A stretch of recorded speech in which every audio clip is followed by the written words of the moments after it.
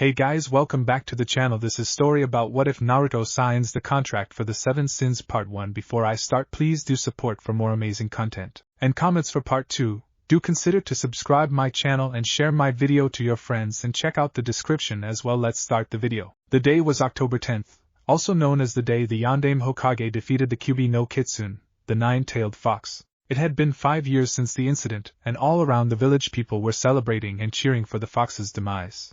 Most of the village knew that the Kyuubi no Kitsune was sealed inside a certain boy named Naruto Uzumaki, and figured that he would grow up to turn into the nine-tailed fox incarnate. The ones who didn't figure that he was the fox itself in a human form, and resented him along with the rest of the village. The only ones who knew otherwise were the ninja and Hokage of Konohagakure and treated him like a normal boy. If not, some favored him, while a few of the ninja community downright hated him, having a similar mindset of the villagers. The blonde container was currently leaning against the fence of one of the training grounds away from the village, that training ground being training ground number 44, the Forest of Death. From far away one would consider he was relaxing and taking a nice nap, but if one were to get closer they would notice that they were in fact wrong and could see that the boy was on the brink of death.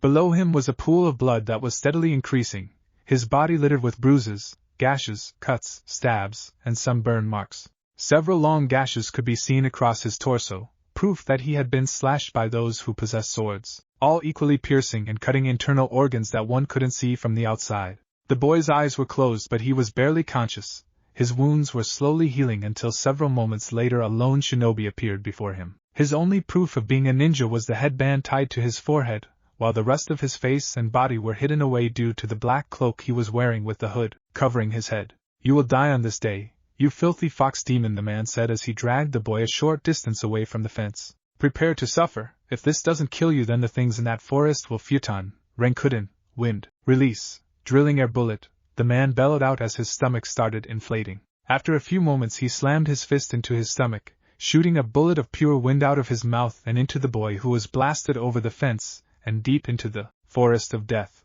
"Good riddance, demon," the man said as he walked away, hidden by the darkness of night, the only light source showing his face slightly, revealing light cyan hair and a smirk on his lips. With Naruto's only thought as he sailed through the trees and air was one: "Why do you all hate me? Why can't I die? Please kill me," as he finally crashed headfirst into a tree, fracturing his skull as he fell to the ground, his hand lightly landing on a metallic purple sword handle that he didn't care to notice. In Naruto's mindscape, after a few moments Naruto awoke inside of a sewer, pipes littering the roof and sides with a massive gate in front of him threatening to rip open. Its only resistance was that of a piece of paper in the middle with, to him, a bunch of scribbles on it. "So they threw me into a sewer this time? Better than last time when they tied me to a kunai on top of the Hokage's tower, and made me fall to my untimely death. That didn't lead me to dying." "Wrong, boy," Naruto heard from a deep grumbling voice that originated from beyond the gate in front of him. "Who's there?" Naruto questioned while staring into the darkness behind the gate. After a few moments of deafening silence he saw two massive red slitted eyes appear behind the gate. "You are not inside of a sewer, brat. You are inside your mindscape, the subconscious part of your mind. I am the Kyuubi no Kitsune. And you will stop staring at me with those dead eyes of yours or I will squash like the bug you are," the red eyes said as they moved forward into the light, revealing a massive orange fox the size of a small mountain. "I wish you would squash me, that way I wouldn't have to suffer any more," Naruto replied as he looked down in sadness. "You're not scared or questioning why I'm here? Why is that so, mortal?" the fox demon questioned, pure curiosity filling his red eyes. "Well, I figured you would be here since I theorized that you can't really kill something as big and strong as you. It only made sense that you were sealed into me." It explained why the villagers were trying to kill me daily, and kept calling me fox demon and demon brat, Naruto explained calmly while looking back into the fox's eyes. "You're smart, aren't you, boy? Smarter than I thought at least, but it appears we are not the only ones here," the fox demon stated as he looked to his left, making Naruto follow his gaze. What he saw would have made others lose their bowels, but Naruto didn't, as he had dealt with death every day and the villagers' gazes, glares, and stares were scarier than anything he had experienced. Standing in front of him was a 10-foot-tall fat creature with torn and ripped shorts and no shirt. Littered across its body were massive gaping mouths, all of them open and salivating. The most notable one being the large one the size of the boy located on its stomach, open with a red eyeball inside of it staring into the boy's eyes, as if it was studying his soul. "You're not scared of me?" the creature questioned in a deep rumbling tone that threatened to shake the entirety of the mindscape. "No. If anything, you're more like a pleasant toy I play with in past times. While my nightmares are much scarier than you look, Naruto replied, staring into the eyeball with his dead eyes that threat to roll over, signifying his death, though they did nothing of the sort. It was so unnerving and dead that it made the creature and the fox shiver slightly before returning to normal. I see you interest me, boy. Your eyes show pain and hurt, betrayal, and the unanswered wish of death of yourself. I'll make you a deal if you prove to me that you are of a certain material by allowing me to see your past, your dreams, your soul, and your chakra. Then I will allow you to wield me and sign my contract. If you cannot, I will save you from your life and swallow you whole. Do we have a deal? The creature questioned while still staring into the boy's eyes. Deal, the boy replied without a hint of hesitation, a slight gleam of hope shining from his glowing cerulean eyes. The creature then walked forward and placed one of its giant meaty fingers on his forehead and drew out a small white ball that contained all of the boy's memories and dreams. It then brought it to the mouth on its stomach and swallowed it whole without hesitation. It stood still with its mouth closed for a few moments before opening it once more.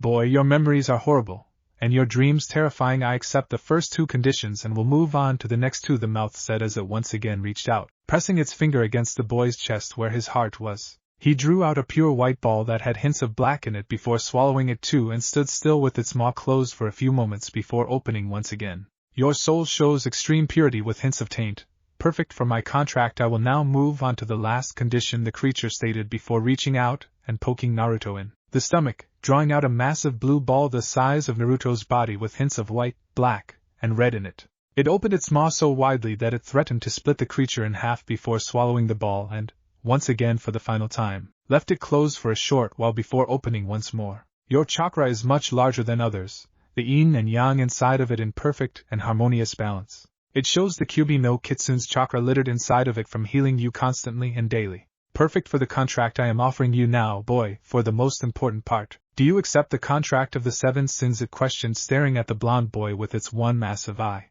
I accept the contract. Tell me the conditions, Naruto replied while showing more light in his eyes. The conditions go as follows. 1. I will train you in the way of the ninja. I will teach you in each and every subject so that you may be the perfect ninja. 2. You will treat each of those in the contract as people, and not monsters or sources of power.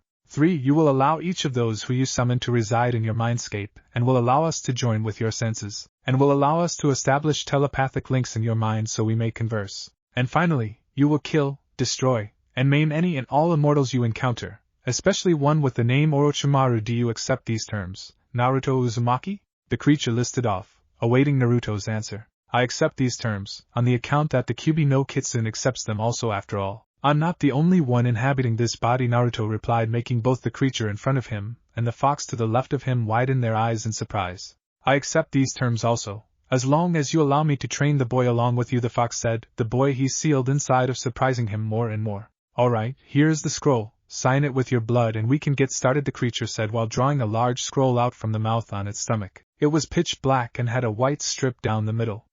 He opened it, revealing that only one other had signed the contract. It showed the kanji for Orochimaru, but it had a large slash over it, revealing that he had been forcefully removed from summoning them anymore. Naruto bit his thumb and signed the kanji for Naruto Uzumaki in blood. After doing so, the contract disappeared, and so did the creature. Standing in its place was a tall, pale man with white hair and red eyes. He wore a white silk kimono with light cyan waves on the body with dark cyan trimming. He had his arms crossed against his chest as he stared the boy down. My name is Gluttony. I am also known by those I trust by Shingo stated as he continuously stared Naruto down. If you only tell your name to those you trust, then why tell me?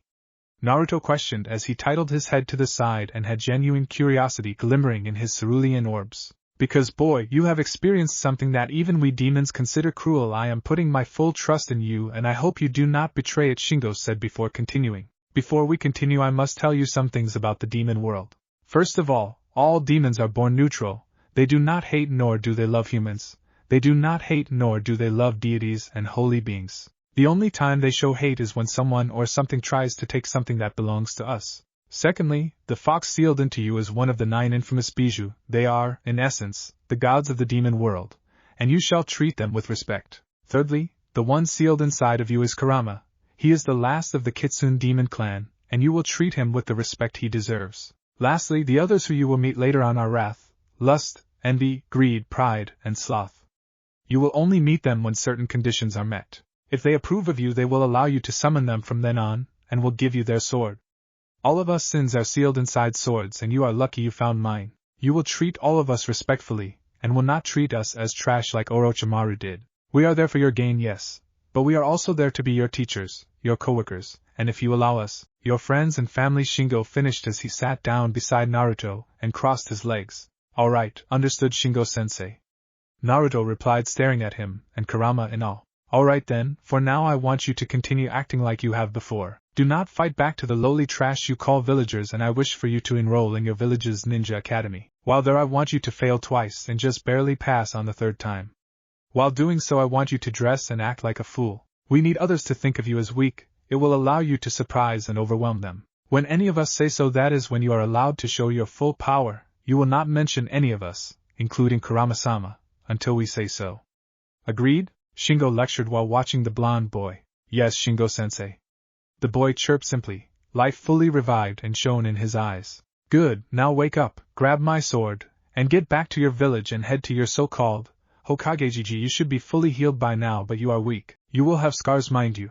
But you have excessive blood loss, and the only reason you're alive right now is because of Kurama-sama. Shingo said, getting up, simultaneously helping the boy up as well. Okay, Shingo-sensei.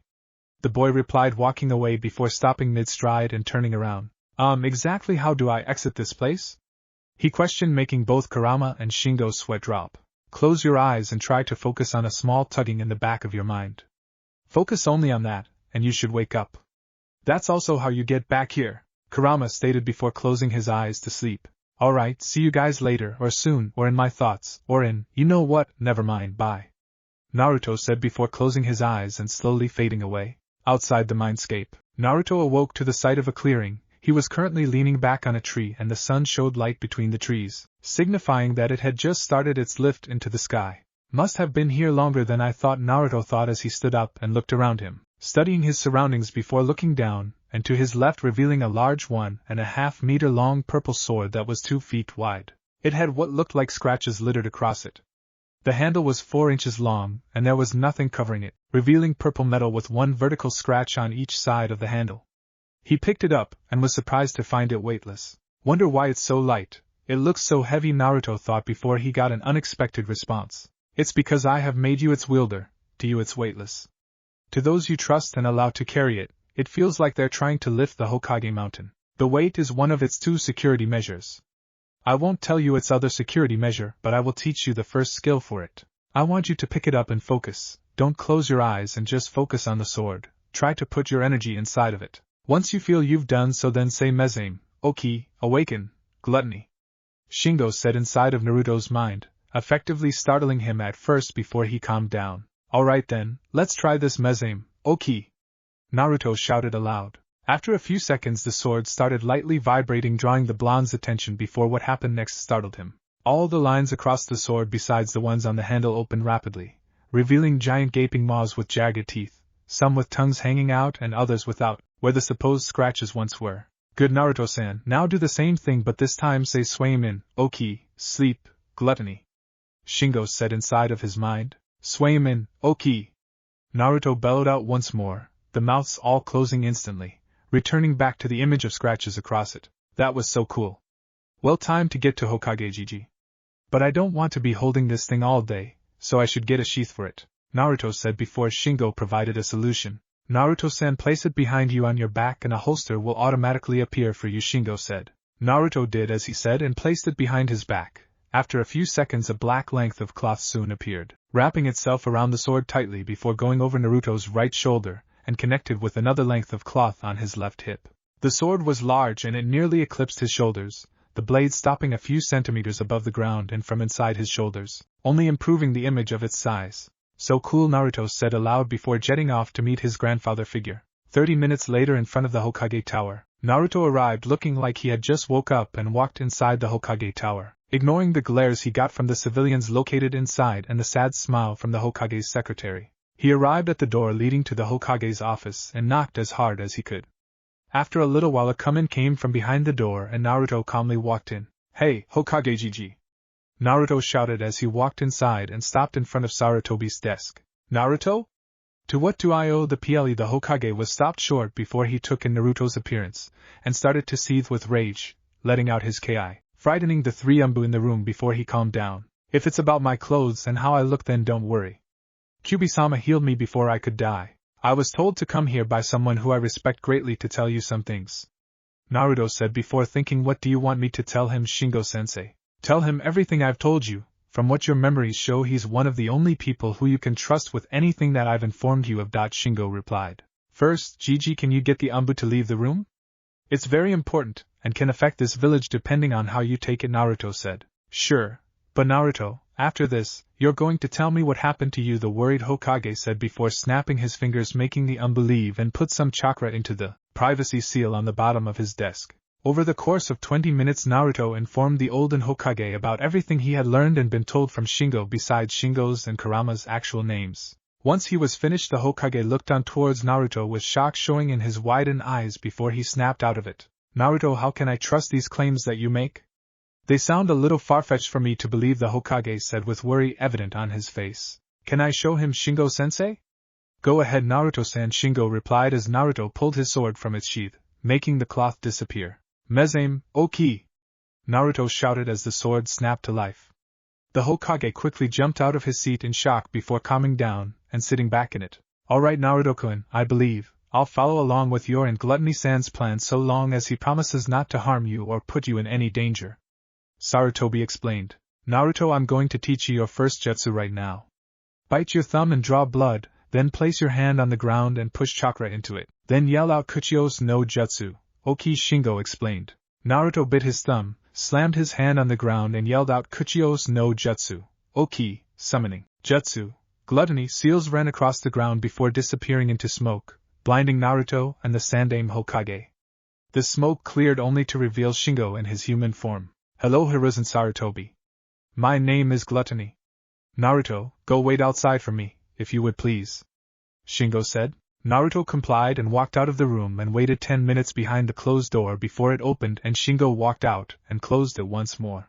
Alright, Naruto, he agreed. I'm going to dispel and we'll start your lesson soon. For now, Sarutobi-san is going to take you to the hospital in a few minutes, so you may get a blood transfusion. Frankly, I'm surprised you haven't passed out yet, and have gained my respect in that aspect, Shingo said before dispelling and going back into Naruto's mindscape before continuing. Also tonight while you're resting I'm going to bring you in here so that you may, as you humans say, spruce up the mindscape. All this sewer water is making me thirsty, the gluttonous man said, making Naruto scowl slightly in disgust before the Hokage came out. Alright, let's go, Naruto-kun, Hiruzen said, walking away with Naruto. Little did Naruto know that this encounter would change his future and life for the better. 7 years later. It has been 7 years since Naruto started his training and 3 years since he joined the academy. He did as his demonic sensei said and failed the first 2 years and is now on his third. Over the years he has trained in Kenjutsu, Ninjutsu, Taijutsu, Shurikenjutsu, and has tried to learn Genjutsu, which has been proven difficult for him because of his large chakra reserves. He practiced Gluttony sword style, which is called Devouring Hunger, which involves large sweeps and slices that are designed to take out multiple enemies at once, and small stab motions with small swings mixed in for when you're fighting a single opponent. He also tested his elemental affinity. His affinities were wind, water and fire, thanks to Kurama. In ninjutsu he learned one water technique, Suetun, Suijin Hiki, water release, water formation wall, one wind technique, Fyutun, Daitapa, wind release, great breakthrough, and 2 fire techniques, Katan, Gokaki no Jutsu, fire release, great fireball technique, and Katan, Karyo Enden, fire release, fire dragon flame bullet. He also learned one technique that Kurama created called Kitsune Henge, fox transformation, which made the user transform into whatever they imagined, and it was a physical transformation instead of a basic illusion. He also learned the Kage Bunshin from Kurama and Shingo since they figured his large reserves and its memory recall would go hand in hand. He learned Kurama's taijutsu stance called Burning Flow, which involved a rapid series of punches and kicks that seemed random that were laced with Katan chakra, making a burning effect onto anything he hit. He hasn't mastered Burning Flow or Devouring Hunger, but Kurama and Shingo tell him that he's close to mastering them. He also started learning Fuinjutsu on his 10th birthday, and found that it was fairly easy for him, but has decided that it shouldn't be his main focus. He learned one Genjutsu that was taught to him by Shingo that was part of his Kushinbo, gluttonous art, that was called Kafuku, dead hunger, which simulated getting eaten alive, from the inside out slowly for 3 hours straight. Over those 7 years he also met 2 people. Iruka Yumino, who he considered his father figure, and a girl named Tenten. At first Tenten only talked to him to want to study his sword, but after a while, and from following him while he wasn't watching, she noticed that almost all of the villagers would glare at him any chance they got, and on occasion saw a glass beer bottle fly towards him and hit him in the face while he just didn't care and would keep walking. After that she started talking and hanging out with him a lot more without the goal of seeing his sword and just wanted to be his friend. Eventually she learned that she had a small crush on the blonde-haired boy but figured it would pass over. After a while he trusted her and allowed her to watch him train if she promised to not interfere. He never summoned Shingo whenever she did watch, and Shingo didn't trust her enough to allow her to see him. After watching him train she started to respect him more. Our favorite blonde container is now on his way to the academy to take the Genin ninja test. Over the years he was enrolled, the Hokage allowed him to not have to show up each day, he just had to at least show up once a month. When he did arrive he acted like an idiot, but that would all change today. After he learned that they would pair up the dead last with the shinobi and kunoichi of the year, the demons and demon container had changed their plan. They did so once Kurama learned that an Uchiha was going to be nominated for shinobi of the year, and he wouldn't be caught dead near them. He wanted Naruto to completely destroy said Uchiha in all subjects. Naruto had met glances with the Uchiha from time to time whenever he actually did show up in class. Naruto entered the class only to be met with the class full attention on him, which unnerved him slightly, but he didn't show it. He walked down the middle aisle and sat in the far back left corner, out of sight, and hopefully, out of mind. His hopes were dashed though when the very Uchiha Kurama had told him to destroy in the tests walked up to him and stood in front of him. "I like your sword. Give it to me. I need it," the Uchiha said as he glared at Naruto with a dark smirk played across his face. "Yeah, Naruto baka, just give Sasuke the sword," Sakura and Ino said at the same time as they came up behind him. "Sure, if he doesn't mind losing his hand," Naruto said in a condescending tone while staring into the Uchiha's black eyes. "What's that supposed to mean, dope?" Sasuke questioned with an angry frown on his face. "My sword's special. But if you want it so badly, then here you go," Naruto said, standing up and leaning it against the wall. Sasuke reached for it only to be met with 4 gaping open mouths with jagged teeth on the handle, threatening to eat anyone other than Naruto's hand should they get closer. "Oh, dope, what is this?" Sasuke questioned as he pulled back his hand. "That's its defense mechanism. It only allows its chosen wielder to hold it. If anyone else tries to, then it will eat their hand," Naruto said as he reached for the handle. The mouths closed as he gripped it and placed it back on his back. "As for you two," Naruto pointed to Ino and Sakura, "you should stop with the fangirl bullshit. Girls who join just to follow their supposed prince wind up not surviving in the ninja world. One of 3 things usually happen: you either die, become crippled for the rest of your life, or become a sex slave or get raped daily by bandits and other villages. On rare occasions all 3 happen. If you don't want any of that, then I suggest stop acting like brain-dead pieces of waste and start focusing on your training more," Naruto said as he stared at Ino and Sakura in the eye. It seemed they both got the message as they calmed down and walked away with shocked looks on their faces. Sasuke went back to his seat, and at this point everyone was staring at Naruto in awe and shock. "Alright everyone, time for the Genin ninja test. Mizuki, please pass these out to the class.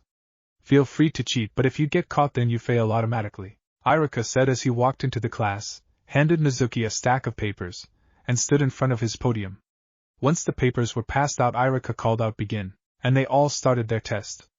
Naruto immediately noticed his test wasn't a Genin ninja test paper but a Chunin one. This angered him slightly before he calmed down and started jotting down the answers as if he knew them by heart, which he technically did since Shingo and Kurama drilled everything they could about the ninja world into his head daily. After 40 minutes had passed, Iruka called out "stop," and they all had finished. After Iruka graded the tests, Naruto had gotten first place on the written test, and Iruka was surprised to find it was a Chunin test instead, and all the answers were correct and had no faults. Iruka was ecstatic because of this, and started to bring all the students out into the training field where the targets were. "Alright students, one by one you guys will go and test your accuracy. You have to hit these 5 targets on or around the red dots to get points. We'll go in alphabetical order. Aburaim Shino first," Iruka said as Shino stepped forward in his normal overcoat that covered half of his face. Shino got a 8 out of 10, Hinata got a 7 out of 10, Ino got a 8 out of 10, Sakura got a 6 out of 10, Kiba got 8 out of 10, Shikamaru somehow managed to get a 8.5 out of 10, Chuji got a 7/10, and Sasuke got a 9 out of 10. "Alright, last but not least, Naruto Uzumaki. Iruka called out as Naruto stepped forward. He studied the targets, and found that 3 of them were standing still, one at 2 meters in front of him, another at 4, and a last one at 6. There were 2 moving targets, one 5 meters in front of him and another at 8 meters. Naruto yawned and threw the 5 kunai and shuriken with careless abandon. He managed to hit all the targets on the red dot except for the last moving one. Only half of the kunai he threw at it managed to hit the target. Naruto Uzumaki, 9.5. Iruka said with pride as he brought all the students including the seething Sasuke inside. Alright, for the final test you will all go inside that room there, and do the 3 academy jutsu. If you pass, the judges inside will give you your headband. If you fail, then you will leave the academy and hope to pass next year. Alright, please go in alphabetical order. Aburame Shino first, Iruka said as he went inside the room with the judges. Shino, Hinata, Ino, Sakura, Sasuke, Chuji, Shikamaru, and Kiba went inside and came out with headbands along with a multitude of other students. Alright, guess it's my turn, Naruto said aloud as he got out of his seat. Destroy 'em, kid, he heard Kurama say in his head as he headed towards the door. He went inside and was met by angry glares from 3 of the judges, one being Mizuki, the Hokage, staring at Naruto proudly, since he knew the plan, and Iruka, hoping for Naruto to pass it so he can finally become a ninja. Naruto, please perform the henge, Sarutobi said as he studied Naruto for any hint of nervousness and hesitation, and was pleased to find none. Naruto effortlessly did the henge but made it look like he strained to do so. Now please do the kawarimi, the Hokage said as he was pleased with how Naruto was doing. Naruto once again did the kawarimi effortlessly by replacing himself with a log before reappearing, but looked like he was drained afterwards, this of course being an act. Good, now please do the final jutsu, the bunshin, the Sandaime stated with hope and slight amusement glimmering in his aged eyes. Naruto did the hand seals for the bunshin, but at the last moment he changed the last seal quickly into the one for Kage bunshin, and created 3 other clones of himself. He once again put on the tired act before dispelling them. Congratulations, Naruto, you have passed the genin exam. Please come get your headband, the Hokage stated as he motioned for Mizuki to hand Naruto his headband. As Naruto reached out, Mizuki purposely dropped the headband hoping for it to land on the ground, but was surprised when Naruto placed his foot under it at the last second and kicked up, making it fly upwards in front of him before grabbing it, and smirked triumphantly. Thanks, Mizuki team, see you later, Hokage Gigi, Naruto said as he walked out, leaving from a scene of the Hokage and Iruka both glaring dangerously towards Mizuki. Naruto walked out of the classroom and started heading towards training ground number 42, which consisted of a massive lake and a large field of grassy plains with no trees in sight. Naruto studied his surroundings before taking off his orange jumpsuit and was left with a black undershirt and white baggy shorts. He took off the shirt to reveal the many scars that littered his torso and arms, the most notable being the large slash marks across his chest cavity. After Naruto pumped some chakra onto his chest, it revealed a large sealing array which lead across his arms and legs, stopping at his wrists and ankles. This was the sealing array for a resistance seal. It showed the kanji for 4 in the middle of his chest. There were 10 levels for a resistance seal, and the one he was currently on felt like he was trying to walk through a wall made of hardened mud. If you studied his wrists and ankles, you would see small pieces of metal strapped to them that had weight seals on them. The ones on his wrist showed the kanji for 90 pounds and the ones on his ankles showed the kanji for 150 pounds. Naruto spent the next 4 hours having 100 clones doing his kenjutsu and taijutsu katos, while another 100 were fighting on an outcropping of the lake on top of the water. Naruto himself was sitting on the water in the middle of the lake while he was attempting to spin a saban needle on his finger, and was constantly failing. His senseis wanted him to do the chakra exercises himself, otherwise he wouldn't know the pain and sense of accomplishment of completing hard work. If you studied his body, you would see most of his baby fat was gone from his face and body, but some was still there. He had the definition for a six-pack but didn't actually have one, as his teachers did not want him to become what they called a musclehead. After training for 4 hours, Naruto put his clothes back on and started sprinting back to the village. Once he arrived, he started running along the walls for an hour, having finished his 5 required daily laps that increased each month. He arrived at the gate relatively wiped out and started heading home. Next day, Naruto awoke relatively recharged and looked towards his clock, showing that it was 8 a.m., and he still had an hour before he had to go to the academy. He walked into his kitchen and started making himself some cereal. After eating the cereal at a speed that would make Gluttony jealous, he got up and went into his bathroom and took a 10-minute cold shower, since the landlord never gave him warm water. He was used to it by now, but was starting to wonder what it would feel like if he had warm water. After finishing his shower and coming out in just his penguin-style boxers he went to his closet. Inside was full of kill-me-now orange jumpsuits. The only reason he had worn and bought them was because Shingo said it would improve his stealth abilities if he was able to outrun Umbu in it, and would allow him to improve on the image of being the village idiot. He took out all the jumpsuits and stuffed them into a bag. He put the bag into a trash can and brought them to a safe distance away from anything that could be caught on fire. He then did the hand signs for a simple katan jutsu and set the clothes and trash can on fire. After a while the clothes had turned to ash, and he did a simple sweitan jutsu to put the small flames out. After he had finished cleaning up the ashes he went into his closet and brought out a box. Inside were clothes that, in the past, otherwise would have been very oversized for him, but he bought them in advance. Since Naruto now stood at a good 5 feet 2 inches the clothes would fit him fine. He took the clothes out and started getting dressed. After he was done he looked into the mirror to see how he looked. He now wore black umbu pants with steel-pointed black shoes. He had a saban pack on his left shoulder, a shuriken pack on his left leg and a kunai one on his right leg. He had on a pitch black short-sleeved shirt that had mesh armor on underneath. He had bandages wrapped around his shoulders and a scroll-holding pack on his lower back where he stored the scrolls he was learning from inside. All in all he looked like a very deadly ninja. After he was done studying himself he set out for the academy with his purple hungry sword on his back. He jumped from rooftop to rooftop and had arrived at the academy in no less than 10 minutes. He went inside the building and headed towards the door to his classroom. He had arrived a little early so there weren't really any inside except for Shikamaru and Shino. The latter was passed out on his desk while the former was staring at a bug that was resting on his finger. Naruto didn't really have anything against them and if anything, he kind of liked them. They were quiet and took their ninja responsibilities seriously. Even if one of them was asleep constantly he had proved that he was the smartest in the class. If Naruto had to place himself on knowledge throughout the class he would place himself as the 4th smartest person. Just behind Sakura at 3rd and Shino at 2nd. After waiting for a few moments, and a snoring Nara later, students started filtering in. He noticed that Sakura and Ino hadn't arrived yet. After a while they started hearing yelling from outside the classroom from the 2 missing students. As they walked in what they were arguing about no one had expected them to be fighting over. No, I said that I need some aloe vera stems so that I can heal burns and cuts for the team I'm placed on. I want to be a respected medic and I need some from you. Please can't you just help me Ino-chan?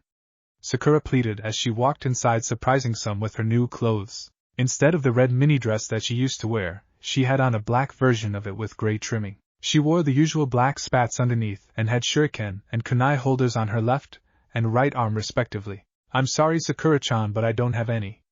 Tell you what, if you help train me in my strength so that I can get as strong as you then I'll try to find some for you, Ino said as she followed her inside. She was wearing the same attire as before but instead it was a darker shade of purple, and she had a saban pack on her right leg and a scroll packet just above her waist where her headband was located. The fact that they weren't calling each other Forehead and Ino Pig and that they were talking about becoming serious added on with their changed attire had startled and awed everyone in the classroom. Looks like they took what I said seriously. Good. Now they will grow to be respectful and powerful ninja, Naruto thought as he noticed that they were coming towards him. Hey Naruto, we just wanted to say thanks for telling us off yesterday. It really helped. I stopped my diet and have started training seriously, so on that note, thank you, Sakura said as she and Ino arrived in front of his desk. Yeah, after thinking about what you said the whole fangirl thing seemed kind of silly, so thanks a lot Naruto, Ino said as she stepped up beside Sakura. It was nothing. As long as you take your training seriously then I don't care. I suggest finding a seat though. Iruka-sensei is going to get here soon, Naruto said as he gave them a genuine smile that caused most of the girls in his class to gain a light pink tint to their cheeks before returning back to normal. After he finished his sentence they both bowed respectfully and headed to the other side of the classroom, and continued talking about their training. A few moments later Iruka arrived inside the classroom. Alright everyone, here are the teams. Team 1, Iruka said as Naruto tuned him out until something relevant to him came. Team 7 is Sasuke Uchiha, Kiba Inuzuka, and Sai, who you both will meet later. Your Jonin-sensei is Kakashi Hatake. Team 8 is Hinata Hyuga, Shino Aburame, and Sakura Haruno. Your Jonin-sensei is Kurinai Yuhi.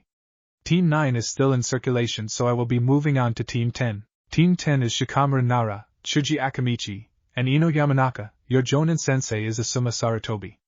Finally, Team 11 is special as it is the first one-man team. Team 11 is Naruto Uzumaki. Your Jonin-sensei is Gekko. Alright, I wish you all luck and experience on the ninja field. I hope to see you all again someday. Goodbye, Iruka said as he walked outside the classroom. Everyone in the classroom immediately started talking amongst themselves. Over the course of 10 minutes, teams 1 through 6 were called out. A girl with red eyes and long unruly hair arrived in the classroom. Team 8? She called out. Her response was Sakura, Shino and Hinata all standing up and walking towards her, following her out of the classroom. After a few more moments, a gruff man with a cigarette in his mouth arrived in the classroom. Team 10, come with me, he said as Shikamaru, Chuji, and Ino got up and followed him out. After a few more moments, a Cyclopean ninja came inside. Team 7, let's go, he said with a nice smile as Kiba and Sasuke stood up and followed him out. After a few more minutes of silence, and Naruto being by himself, he decided to study up and pulled out a scroll for advanced chakra manipulation and began his training with a Senbon needle. A few more minutes later, and a sickly man arrived. Team 11? He said as he stared at Naruto. Naruto rolled up the scroll he was reading and headed towards him. Meet me, on the roof, the man stated as he disappeared in a shunshin of leaves. Naruto followed in a shunshin of his own made of water, fire, wind, and darkness. They arrived on the roof at the same time, surprising Gekko slightly. Alright then, let's introduce ourselves. My name is Gekko. I like swords, my girlfriend Yugogo Yuzuki, and Kenjutsu. I dislike arrogant people and slackers. My hobbies are training and studying swords. My dream is to become the greatest swordsman in the 5 great nations, Gekko stated, forgetting to keep up his image of sickness, which Naruto noticed. He gestured toward Naruto, and Naruto started his introduction. My name is Naruto Uzumaki. I like Shingo-sensei, Kyubi-sama, training and ramen. I dislike those who can't move on from the past, disrespect, and the 3 minutes it takes for ramen to cook. My hobbies are training, learning new things, reading, and talking with Shingo-sensei and Kyubi-sama. My dream is to kill Orochimaru for hurting Shingo-sensei, and to become the greatest Hokage in history, Naruto said to his newly appointed sensei. Good job, now I have a few questions. Gekko was cut off by Naruto. Gekko-sensei, if they're about Kyubi-sama and Shingo-sensei, then you will have to talk to Hokage Gigi about it, Naruto said before silencing himself. Alright, then I have 2 questions. How well can you use that sword and what style do you use for it? Gekko questioned, dropping his sickly demeanor in front of his newly acquired student, since he figured that Naruto already found out it was an act. Shingo-sensei says I'm at Hygen and low Chunin level with it. He said the style is called Devouring Hunger, Naruto said, studying his new sensei for any hints of deception or malice, and was pleased to find none. Well then, Naruto, for now we're going to go to training ground 11 and you're going to spar with me in taijutsu, kenjutsu, and ninjutsu, so that I can get a good feel on how to train you. Agreed? Gekko asked while staring Naruto in the eyes, seeing glints of excitement and power. Agreed, shall we go? Naruto said before jumping on the railing of the roof and heading off for training ground 11 with Gekko behind him. They arrived to training ground 11 shortly afterwards, and Naruto was surprised to find out that it was in fact a semi-small forest, with a small lake and 10 stumps of wood in a circle with targets on the front, top, and back of them. Close to the lake were training dummies made of wood, metal, and concrete, to practice on. And to the left of the forest was a large grassy plain with grass spreading out as far as the eye could see. Pretty big and interesting training ground. I have to ask you before we start, Gekko-sensei. My sword is special and I was wondering if you wanted to test it with its powers unleashed or just use it for kenjutsu and use my style against you? Naruto questioned with a serious expression adorned his face. Just use your kenjutsu style with it, Naruto. You can surprise me later on missions with its full power. For now I'm going to set this timer for 10 minutes. During that time you may only use kenjutsu against me, Gekko said as he pulled a timer out from behind him and placed it on one of the many logs in the circle and going to the middle of the circle with Naruto following him. They stood eye to eye, and after a few moments Naruto pulled his sword out of its sheath on his back and had it facing Gekko in front of him with both hands on the handle. Begin, Gekko said as he ran towards Naruto, drawing his sword from its sheath on his back. He did a vertical slash at Naruto which was easily blocked before doing another rapid series of slashes aimed at Naruto's torso that were all blocked but with more difficulty. At this point all Naruto could do was block and dodge as he was pressed backwards. Every time Naruto would see an opening it would quickly be covered with another slash towards Naruto's torso. Naruto finally managed to get a strike in when Gekko threw his body forward too much purposefully, and Naruto smashed his left side with the blunt side of Naruto's sword. Gekko jumped away at the last second but still got hit, giving him minimal damage, but the blunt force trauma still hurt him greatly. Naruto threw his sword at Gekko and Gekko latched onto its handle, planning to throw it back, but was surprised when, instead of throwing it back, it kept flying forward, taking Gekko along with it, and landed on the ground, launching Gekko into the plains. Naruto was running after him during the whole thing and jetted forward, grabbing his sword along the way. He arrived in front of Gekko, and just before he swung down, the timer went off.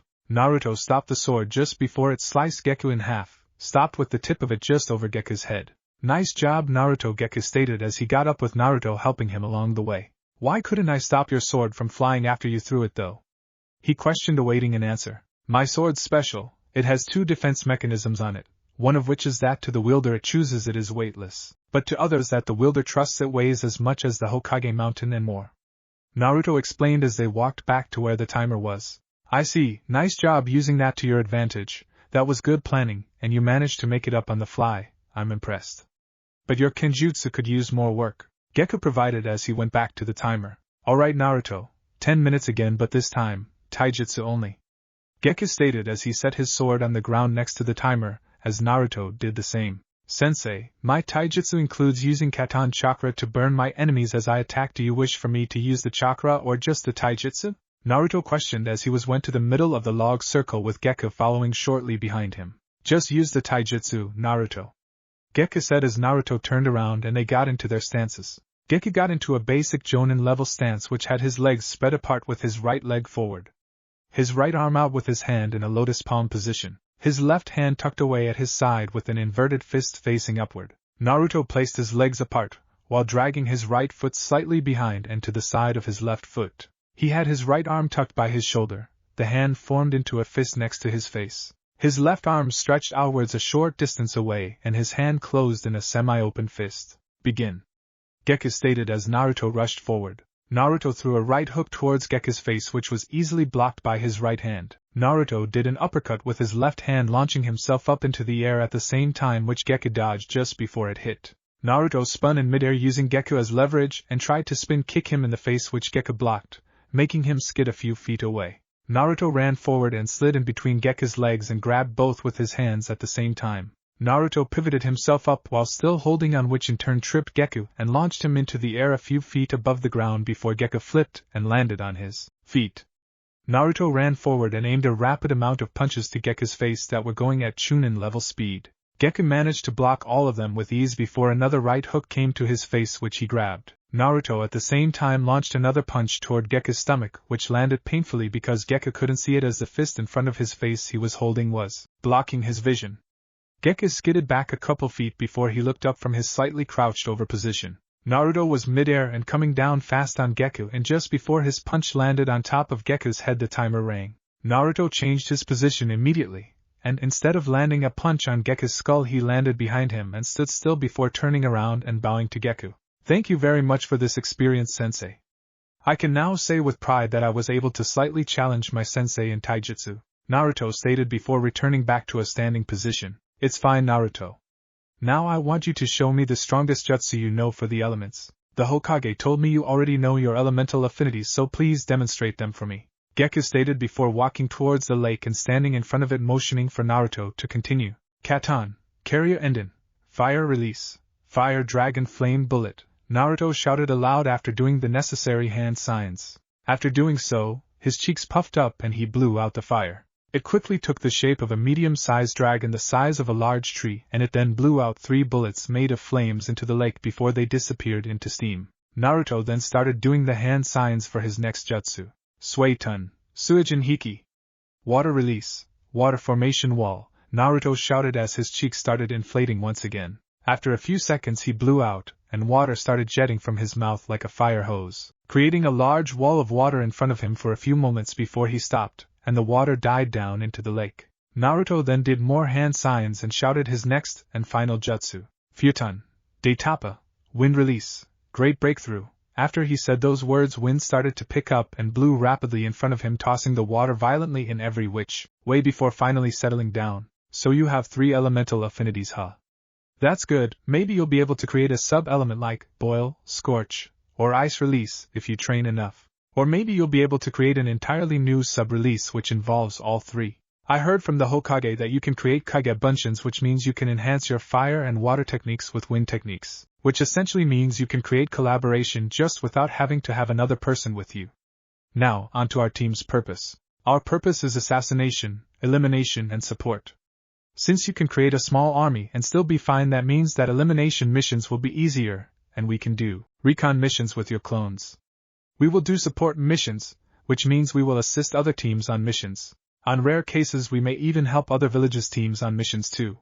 For now, let's go to the mission center and get some D ranks to start us off. The minimum requirement to do C rank missions is 50 D ranks. We should be able to do those easily thanks to your shadow clones, but I advise not using them all the time. It will help you build character if you do them by yourself and won't allow you to rely on them all the time. Afterwards, we will do your training for 4 hours until 6 p.m.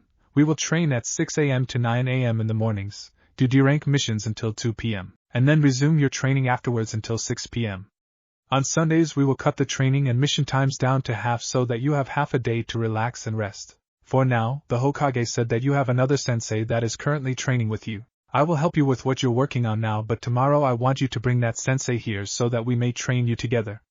What are you working on at the moment? Gekko lectured with Naruto's full attention on him, excitement bouncing around in his cerulean orbs. Well, since I can already do the tree and water walking exercise and have done the spinning kunai exercise, I was to do the spinning simban exercise while doing the water sitting exercise in the middle of the lake. Naruto replied while staring his sensei in the eyes, showing his full attention. Alright then, we'll do that. You have your clones keep doing what you were doing before and have them do so while we do missions as well. It will help your training in other subjects.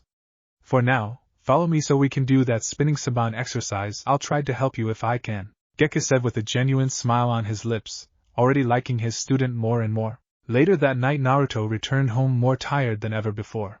After a long day of training, Naruto now learned why the other senseis were snickering at him when his teacher was announced as Gekko Hate. He now understood the man's nickname of Hate the Slave Driver. Mission to Wave Part 1. It had been a little over 2 months since Naruto first got his Jonin sensei Gekko Hate.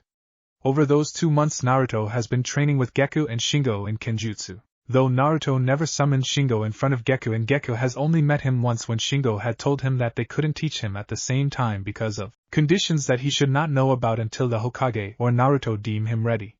During those 2 months, Naruto learned one more technique for gluttony called Fido, feed. What Fido did was wherever he sliced, whether it hit the enemy or not, a small mouth that looked like the ones on his sword would form, and its size would depend on how big the slice was. After it formed, it would eat anything that was in front of or around it until the object it was eating was gone or it lost energy. The longest Naruto could hold for the technique, no matter its size, was a maximum of 15 seconds. Naruto completed the Senban spinning and water sitting technique and was now working on incorporating elemental chakra into gluttony. Shingo said that gluttony could gain additional abilities depending on which type of chakra you put into it. The effects would always be different for different people and different chakra, and Naruto had yet to actually do so. Right now, Naruto and Gekko were heading to the Hokage's office to get their first C rank. They had completed 52 D ranks and Gekko decided that he was ready. Granted, the clones Naruto could make sped up that process, but ready all the more. They arrived to the Hokage's door and heard yelling going on inside. Naruto, thinking the Hokage was under attack, rushed inside and banged through with his sword drawn, only to walk in on a scene of Sasuke slamming his hands onto the Hokage's desk, Kakashi shaking his head in disappointment, a weird pale guy staring at Naruto with the fakest smile he's ever seen, and Kiba looking at Sasuke like he was crazy. Naruto sheathed his sword back and decided to figure out what was going on. And what exactly is happening here? Why is the Uchiha yelling at the Hokage? Naruto asked with malice lacing his words, as he hated the disrespect the Uchiha was showing towards their leader. Naruto! Nice to see you, my boy. Sorry about that. Sasuke here said he was tired of taking on D-rank missions and wanted a C-rank to, as he put it, prove his power. The olden Hokage said, watching Naruto in amusement for what Naruto might do. Really? And why are you disrespecting the Hokage in his own office in his village about proving your power? Naruto asked, leaking a small amount killing intent towards Sasuke. This old bass Sasuke was cut off by Naruto's sword just under his neck, ready to lop his head off. I'm sorry, do you want to finish that sentence or do you want to leave? I'm sure you'd love to visit all of your family again, wouldn't you? Naruto asked, letting out all of his ki, not scaring the Anbu, Hokage, or Jonin in the room, but effectively spooking the genin in the room besides the pale one. Hokage GG, how many D ranks have they completed? Naruto asked as he sheathed his sword. 36, Naruto-kun. Sarutobi said with amusement, showering his eyes. Well, Sasuke team, you need to complete 14 more D ranks before you can get a C rank mission. That's also only if the Hokage allows you to take on more missions because of the blatant disrespect and malice you've shown towards him, Naruto said, staring Sasuke in the eye. After a few moments of silence, Sasuke stormed out of the room with Kakashi, Kiba, and the Pale Kid following him shortly after. Well, Hokage Gigi, I'm here for my first C rank, Naruto said, standing at attention. Very well, Naruto, you've come just in time actually. Teammate has actually taken a C rank mission to protect a bridge builder, while they bring him to Nami no Kuni and protect him, until the bridge is done. This will be their first C rank missions as well. For you this is a support, an elimination mission. I want you to help them on their mission, but at the same time I want you to eliminate Gato and his bandits to liberate Nami no Kuni from his rule. What you do with his funds and other such things are not of my concern. Along the way you may recruit whoever you wish to join our village so long as they prove useful. Do you accept this mission? The Hokage lectured, waiting for Naruto's answer. I accept this mission, Hokage-sama, Naruto replied while bowing. Good, your mission begins tomorrow at 8 a.m. You are to meet at the front gate with Team 8 and your client Tazuna. This is a 2-week-long mission and I suggest you pack accordingly. The Hokage explained, and as soon as he was finished Naruto left. Wow, Hokage-sama, you sure got a tough one on your hands. I didn't even see him move, Lemur said from behind the couch on the back left side of the office. I sure do. Now stop talking amongst yourselves and prepare for any new ninja that Naruto might bring back, the Hokage said as he stood up and stared out the window. Hi, Hokage-sama, the Zabuza said as they left, not leaving a trace. With Naruto, the next day, Naruto was currently on his way to the front gate. He had packed accordingly for the 2 weeks he would be away and told Tenten and Irika about his mission. Walking beside him was Gekko, and they were arriving to the massive front doors. As he arrived he looked around and saw Team 8 with Tazuna on the left side of the open gateway, leaning on the door. He walked towards them and got an immediate response from the red-eyed girl. Are you Team 11? The girl questioned as she stepped forward. She sized up Gekko and Naruto, and she had to say that they didn't look like anything special, even if she knew Gekko's insane training method. That's us. My name is Gekko hate this is Naruto Yuzu Maki. We are here to help you on your mission, Gekko said, putting up his sick act. I see, my name is Kurenai. I'm the Jonin sensei for Team 8. This is Hinata Hyuga, Shino Aburame, and Sakura Haruno. The old drunkard over there is Tazuna, the bridge builder. We should get moving. The earlier we leave the faster we get there, Kurenai said, pointing to the people respectively before they set out. 2-hour walk later. Then Kochi said he wanted to marry my daughter. Can you believe that? Ahahaha, Tazuna said as he walked alongside Naruto. Over the course of 2 hours Naruto had managed to somehow sober the man up and engaged in a conversation with him to pass the time. As they kept walking forward Naruto noticed a puddle and immediately realized that it was a genjutsu. He looked behind him and signaled to Gekko and Kurenai, to which they signaled back. As they passed the puddle 2 people appeared out of it. Both were wearing claw gauntlets with chains connecting them. They ran forward and wrapped the 2 sensei up before pulling, splashing everyone around in blood and gore. Naruto immediately jumped back and unsheathed his sword. Everyone else was paralyzed with fear and disgust.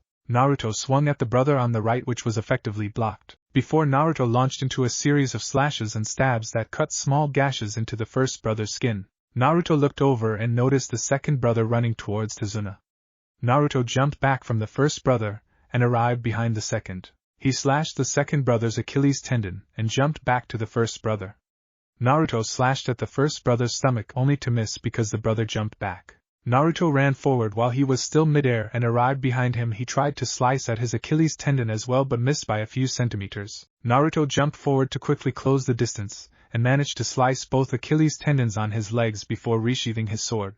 Alright senseis, you can come out now, Naruto said, surprising Hinata, Shino, and Sakura. After he said those words Kurenai and Gekko came out from some bushes at the side of the road and walked towards the group.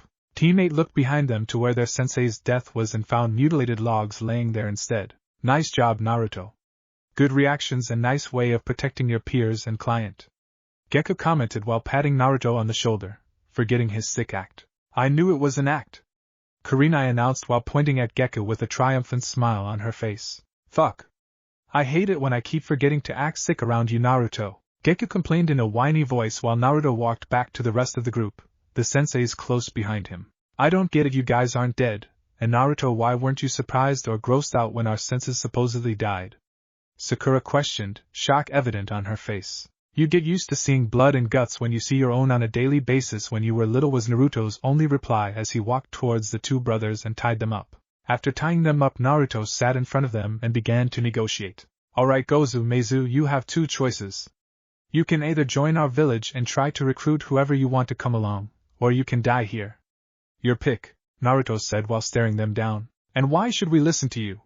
You'll just kill us before we even get to your stupid-ass village, Gozu said, staring Naruto into his eyes looking for any sign of deception, and was surprised to find none. Yeah, and you'll just slaughter everyone we bring with us anyway, Meizu said while looking down, sadness apparent in his brown orbs. Listen, I don't know what you've experienced in your life, but I don't do those types of things, and if anyone tried to, then I would protect you and whoever you bring with you with my life. If I failed to do so, then I would at least buy you enough time to get away. Just trust me, okay, Naruto said, sadness and truth the only things showing on his face and cerulean eyeballs. Brother, he's not lying, should we do it? Gozu asked, turning to his brother with hope apparent in his voice. I think we should, brother, he shows no signs of lies or deception. I think we can trust him, Meizu said before turning back to Naruto and continuing. But if we find out you're lying or deceiving us, and we along with whomever we bring with us will mutilate you, Meizu yelled while staring into Naruto's eyes. After a few seconds of silence and Naruto untying their ropes, they both stood up before kneeling because of their Achilles tendons being cut, before speaking. The people we try to bring and recruit with us you must not judge because of the past, okay? It is only two people, but in the past they have done some bad things, Meizu said as he watched Naruto lean down to study their Achilles tendon. Alright, I don't care about their past as long as they agree to join us, Naruto said as he placed his hands on the cuts and focused some of Kurama's chakra into the cuts, healing it instantly before he stood up. Okay, their names are Zabuza and Haku Momochi. You will meet them soon, we will be there with them. See you soon, Naruto-san, Gozu said as he and Meizu disappeared. Ugh, this is so confusing, let's ignore that for the time being and ask Tazuna-san here why they were hired to attack us, Sakura said before turning to Tazuna and glaring at him. Forget that, Sakura-san, I already know why and I'm going to finish my mission, feel free to come along if you wish, Naruto said as he walked back to the group and told Tazuna to lead the way. After saying that, everyone else reluctantly agreed and followed along. Another 2 hours later, Team 11, Team 8, and Tazuna all got off the boat they were riding and stepped onto the land of Nami no Kuni. As they walked forward they were met by mist that got thicker by the second until they couldn't see any more and had to stop. Get down!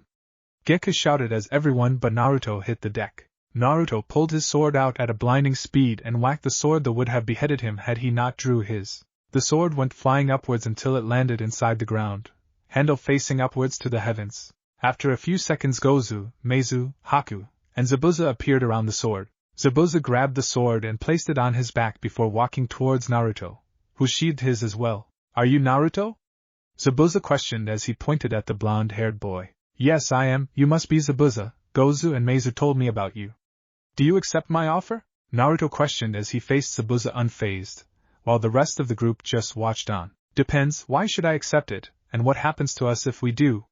Zabuza continued, obviously suspicious of the boy who could deflect his sword. You should accept so that you won't have to be on the run anymore, and can live a normal life, or can become ninja for Konohagakure. I don't honestly know what happens if you do accept, but I will tell you this now that should anything happen to you or attempt to happen to you I will stop it with all my power, Naruto said while staring into Zabuza's eyes. After a few seconds of staring, Zabuza started laughing loudly. Gozu, Meizu, he's just like you said. I like you, kid. Sure, we'll join you. Just one thing though, I get to take Gato's head when the time comes. Agreed? Zabuza said as he finished his laughing fit. Sure, as long as you allow me to show him one of my Kushinbo.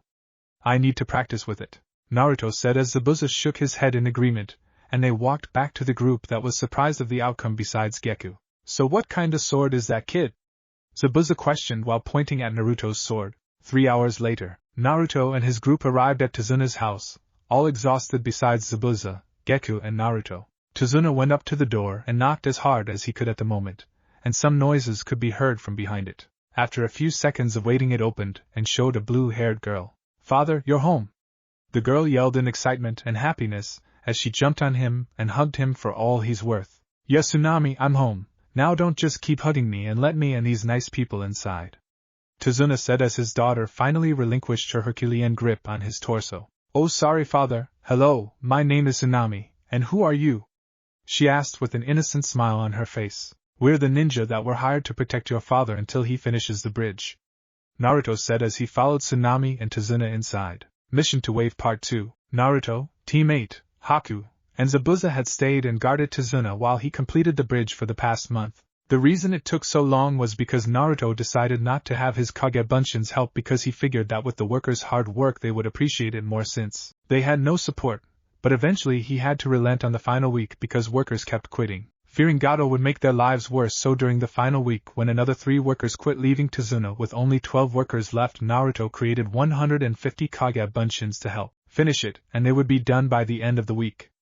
During the week Zabuza had trained Naruto in his Kenjutsu, and in his Suiton affinity by teaching him 3 jutsu, those 3 being Suiton, Kirigakyu no Jutsu, Water Release, Hidden Mist Technique, Mizu Bunshin no Jutsu, Water Clone Technique, and Suiro no Jutsu, Water Prison Technique. During this time he also learned a new Kushinbo. This was called Spirito Kiga, Split Hunger, which uses one of the new abilities Naruto had found that Oki had after he tried to put some wind chakra into the sword while it was activated. What happened both surprised and excited him. When he put wind chakra into the sword, the mouths across it, and any other mouths outside the sword when he used Fido, feed, all had a vacuum effect, and massive torrent of wind would suck anything in its path towards the mouths, in which the mouths would then devour or absorb whatever had come. With Spirito Kiga he would create 2 Kage Bunshins that would then move to the left and right sides of the target, and use Fido to create the biggest mouths they could. He would then force wind chakra into them, which would then split the target in half straight down the middle. The less chakra he put, the less power the vacuum. He found he could use this as a slow torture method. Now keep in mind that he did not like killing, but the idea of enemies who had done horrible things throughout their lives being split apart and devoured made him a little giddy. Throughout this month Haku had grown on Naruto, and she told him about her past, how she had a bloodline of the Hayatan, Ice Release, and of the bloodline purge happening in Kirigakure. She told him how her mother told her to hide it and never use it again, but she was far too excited to listen, and her father had found her playing with it. Afterwards could only be described as chaos. Her father had then proceeded to gather a mob outside of their house and had them attack her mother. Her mother died protecting Haku from the mob, and when her father had tried to do the same to her, she unconsciously froze the mob and the shattered into pieces right in front of her. Afterwards she ran as far away as she could and had spent 3 years on the streets until Zabuza had found her, trained her, and eventually adopted her. She thought of herself as tool until Naruto stopped those thoughts entirely. Flashback. Haku had just finished telling her story with a happy smile on her face when Naruto surprised her with what he said next. So if you're just a tool, then you don't mind if Zabuza cut off your arms and legs, then let the horrible people of the bloodline purge find you, rape you, and torture you. While he watched, smiled, and laughed. You're basically saying you don't like Zabuza and don't care what he says until he orders you to do something. Listen to me when I say this. You are not a tool, nor will you ever will be. Zabuza thinks of you as his daughter and would fight to his death to protect you, because he loves you. Never forget that, or I will find you, and I will make it so that you can't do anything with your arms, legs, and chakra. Don't let something slip out of your fingers. After all, you're lucky to have someone think of you like that, Naruto said with an emotionless face. He got up and started walking away, but when Haku watched him leave, she could have sworn she saw tears falling off his chin.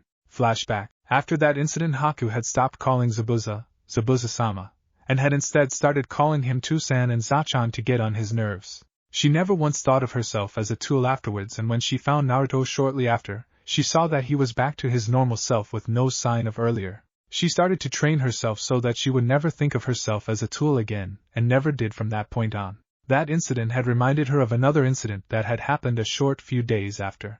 Flashback. It was dinner time at the Tazuna household.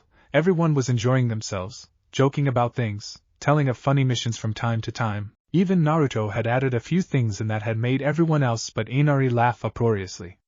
At this point Naruto had a small smile on his face before Inari had spoken up. Why are you all even here? Gato will just kill you all. Just leave. Inari shouted as he stood up, stopping everyone from their laughter before Zabuza spoke up. You don't have to worry, brat. Gato won't do shit, and if he does he'll have a damn hard time trying not to piss himself, since we'll be there to help and protect you, Zabuza surprisingly announced, bring smiles to everyone but Inari's and Naruto's faces. Shut up. You'll just die anyway. You don't know how we've had to suffer. You'll never understand our pain while you stay in your comfortable houses and your perfectly fine village. Inari shouted with tears coming down his face. Gekko and Kurenai grew worried at this and looked over at Naruto.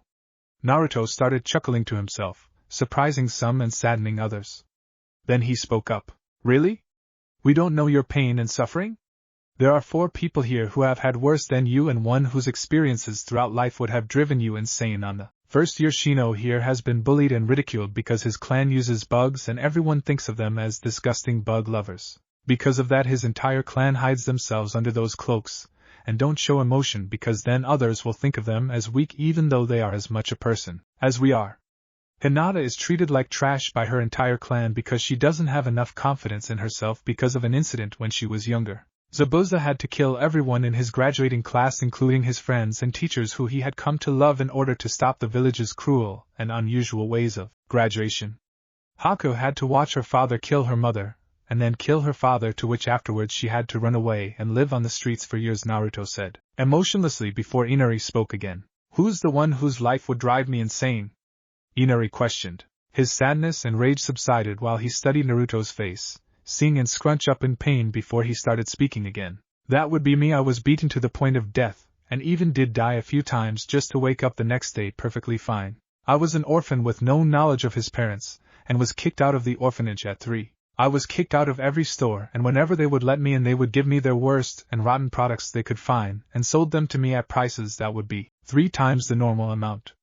I had to eat out of trash while everyday people would find me and beat me for something I couldn't control. Unlike you whose birthday brought you happiness, only brought me pain and sometimes death. The only person who I could count on not hurting me would ignore almost all my life and didn't know these things were happening to me until it was too late. After 2 years of this I finally made a friend, and it was the burden that had been placed on me. I also met one of my sensei who had taught me most, if not everything I know, while holding nothing against me. My 2 only friends were my sensei and my burden, and they were considered demons through and through, yet when they saw what had happened to me though it was cruel. My only friends are voices in my head that people try to kill me for, Naruto said before he calmly got up and walked out the house, leaving a stunned group behind him except for Kurenai and Gekko, both who had downtrodden looks on their face. Sensei, is that true? Hinata questioned. Yes, but the worst part is that out of everything he said, every bit of it was true, but they were also the easy parts of his life. Meaning he just gave you the very, very light version of it, Kurenai replied while Gekko got out of his seat and went to follow Naruto. With Naruto, what do you want, sensei? Naruto questioned emotionlessly, which made Gekko flinch slightly. I just have a few questions, Naruto. Gekko replied while moving next to Naruto and sitting down, motioning for Naruto to do the same, but slightly saddened when Naruto didn't. If they're about Kyubi-sama you will still have to see Hokage about it, Naruto replied while turning and staring down into Gekko's eyes. No, I heard about everything from Hokage-sama shortly after we first met. He told me everything I needed to know except some other details. I just wanted to question you about the Kyubi and Gluttony's intentions for you. I want to know I can trust them to not harm you in any way unless it's about training or defending you. Gekko replied as Naruto sat down next to him and sighed loudly. Fine, Hayate-sensei. I'll let you meet them and you can question them there, Naruto said while putting his hand on Gekko's shoulder. Wait, what do you mean? His question was cut short when he was transported to a different area. In the mindscape, Gekko looked around and saw that he was in a type of sewer that had pipes running along every wall with knee-deep water and a large gate in front of him. Naruto, where are we? Gekko asked while studying his surroundings. We're in my mindscape, Hayate-sensei, was Naruto's simple reply as rumbling started to resonate behind the gate. Shortly after, 2 large red-slitted eyes opened and approached forward, revealing the mountainous fox to them, surprising and startling Gekko as he got into his taijutsu stance. Foolish mortal, if I wanted you dead you would be. Besides, these massive bars prevent me from doing anything, and I wouldn't do anything even if I wanted to, the massive beast said as another voice came from their right. He's right, you know, the voice said as it revealed Shingo in his human form walking towards them. Hello Shingo-sensei, Kyubi-sama, I take it you saw our conversation? Naruto asked, getting a nod from both before Gekko made his presence known. Wait, he's your Shingo-sensei? But how is he here? I saw him outside the other day, remember? Gekko rapidly asked while relaxing. Well, that would be because Shingo-sensei is actually a summon. He is actually that sword that I carry around on my back. All the swords I carry from now on will be some form of the 7 sins, and when I get one of their swords they will reside in my mindscape, while I use the swords outside of it. By the way, this is Shingo-sensei's human form. He uses it to teach me easier. Kyubi-sama says he has one as well but refuses to show it to me till I've earned the right to, as he likes to put it. Naruto replied as Gekko sized up Shingo before launching into a rapid questioning marathon that lasted a few hours in the mindscape but 20 minutes outside. Flashback end. After that incident, Inari didn't come out of his room for days unless he had to eat or use the bathroom. Gekko had started trusting Shingo with Naruto's training. After all, who else to teach you how to wield and use a sword other than the sword itself? But he was still wary of the Kyuubi, but trusted him nonetheless. Gekko had stopped teaching Naruto kenjutsu so that Shingo could teach him, while he gave tips on how to improve here and there. Zabuza still taught him kenjutsu, though, seeing as he had more experience with overly large swords. It's currently the last day of the bridge being built, and everyone was busy guarding Tazuna. Everyone thought that Gato would leave Tsunami and Inari alone since they proved to have to no purpose if they had them, but unfortunately they were wrong as they started hear loud marching from the other side of the bridge. When they looked, they saw what were believed to be 200 to 250 bandits. Wrong, Kit. There's 289. We'll need to focus more on your observational skills later, Kyuubi said from inside Naruto's mind. Hi, Sensei, Naruto replied as he studied the group. Naruto, try to see if we can find Gato. He is our primary objective. Secondary would be to eliminate the rest. Gekko said as he studied the small army before them with Zabuza. Gato's not here, Zabuza said as he indeed didn't see hide nor hair of Gato. Wait, someone else is coming, along with 3 others. Shino said as his bugs communicated to him. What they saw arrive absolutely infuriated them. A short, stumpy businessman in a gray business suit with red tie arrived with a skinny swordsman in a gray battle kimono, and a rusted sword on his hip with Tsunami on his shoulder and Inari tucked under his arms. He threw them both down as Gato began talking. Surrender us the bridge builder or we will kill both of them. Maybe not the girl, she might make for a good price. He yelled aloud while grabbing Tsunami by the hair, awakening and startling her as he dragged her to him. He then proceeded to grab her light pink shirt and rip off the area around her C-cup breasts, exposing them to the air in all their perkiness. He then grabbed it roughly, making her wince in pain as he smashed his mouth on hers and invaded it with his tongue before pulling back with a string of saliva connecting them as she cried during and after it with pure disgust and fear showed on her beautiful face.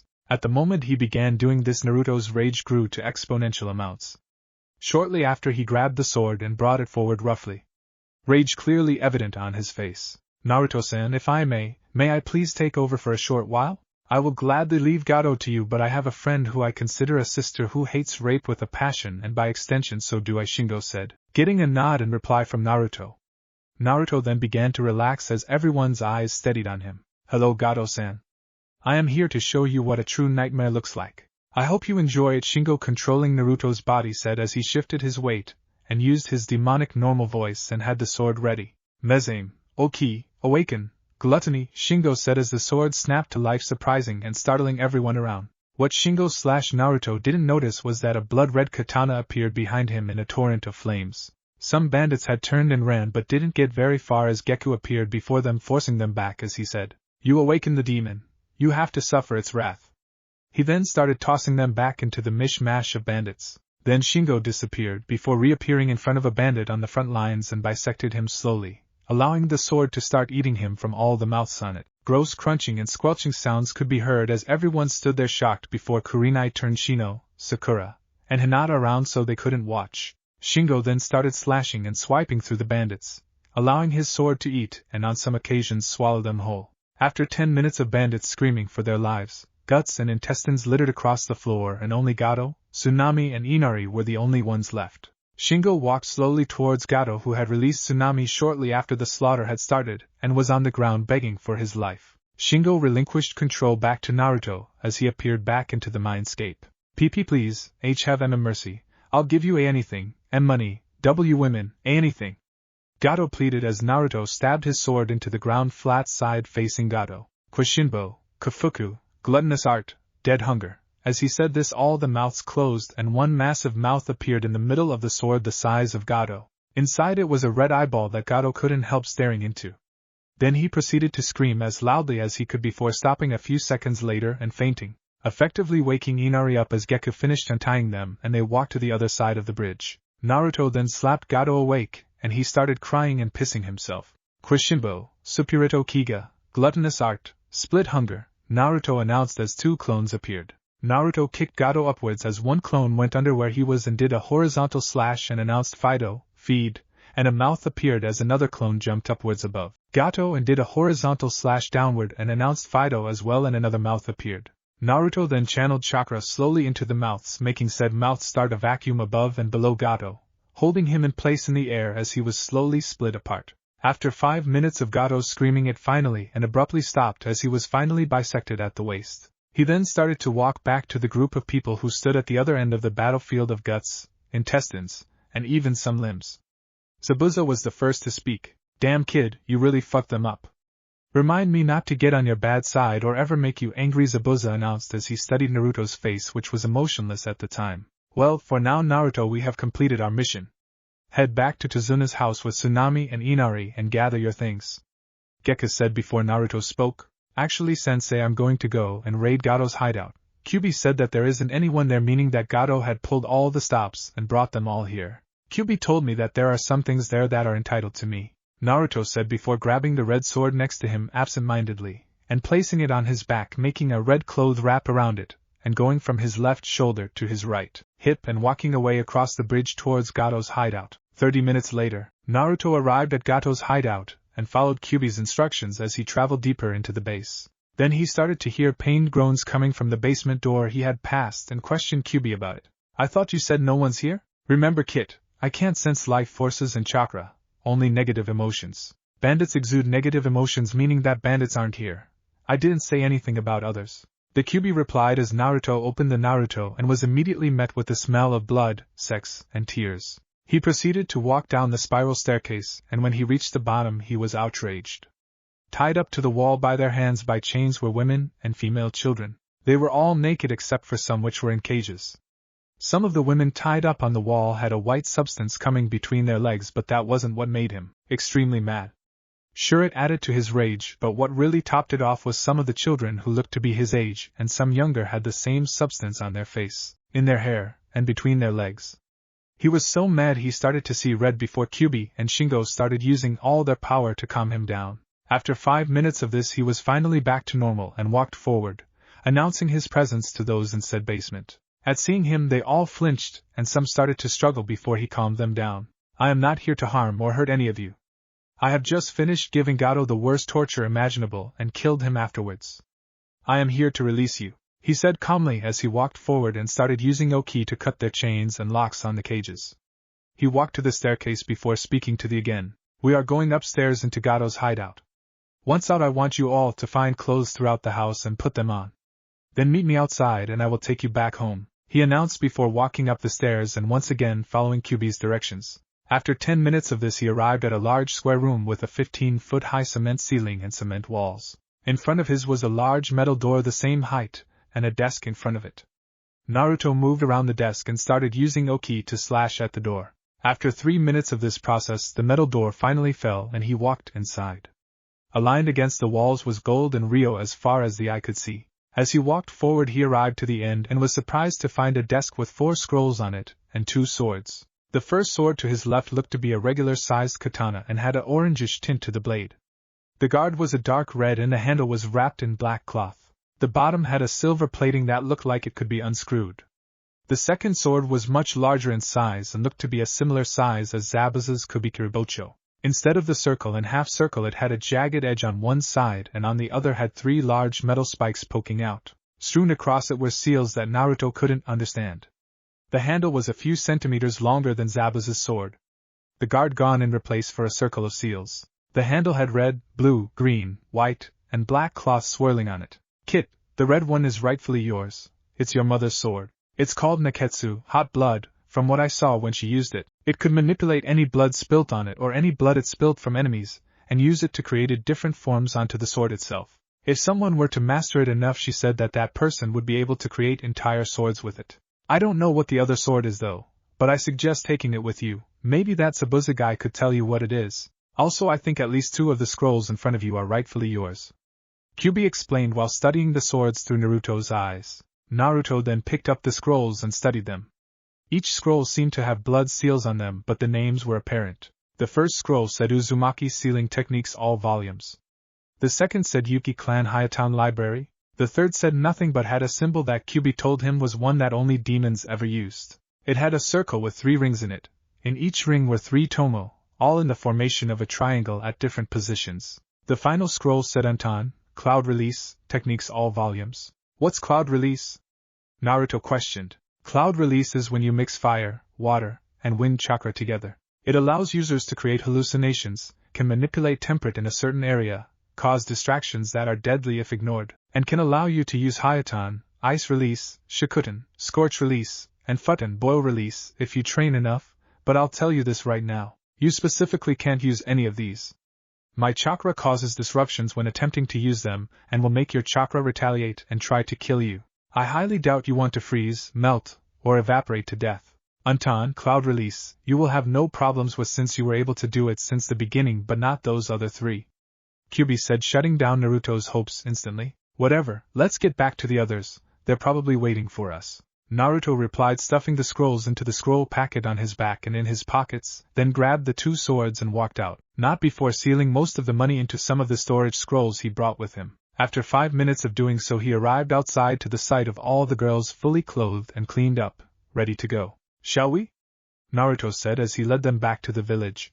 40-minute walk later, Naruto arrived back to the village with all the women in tow. Once they reached the first house in the district, the girls all separated to their respective houses, husbands, and families.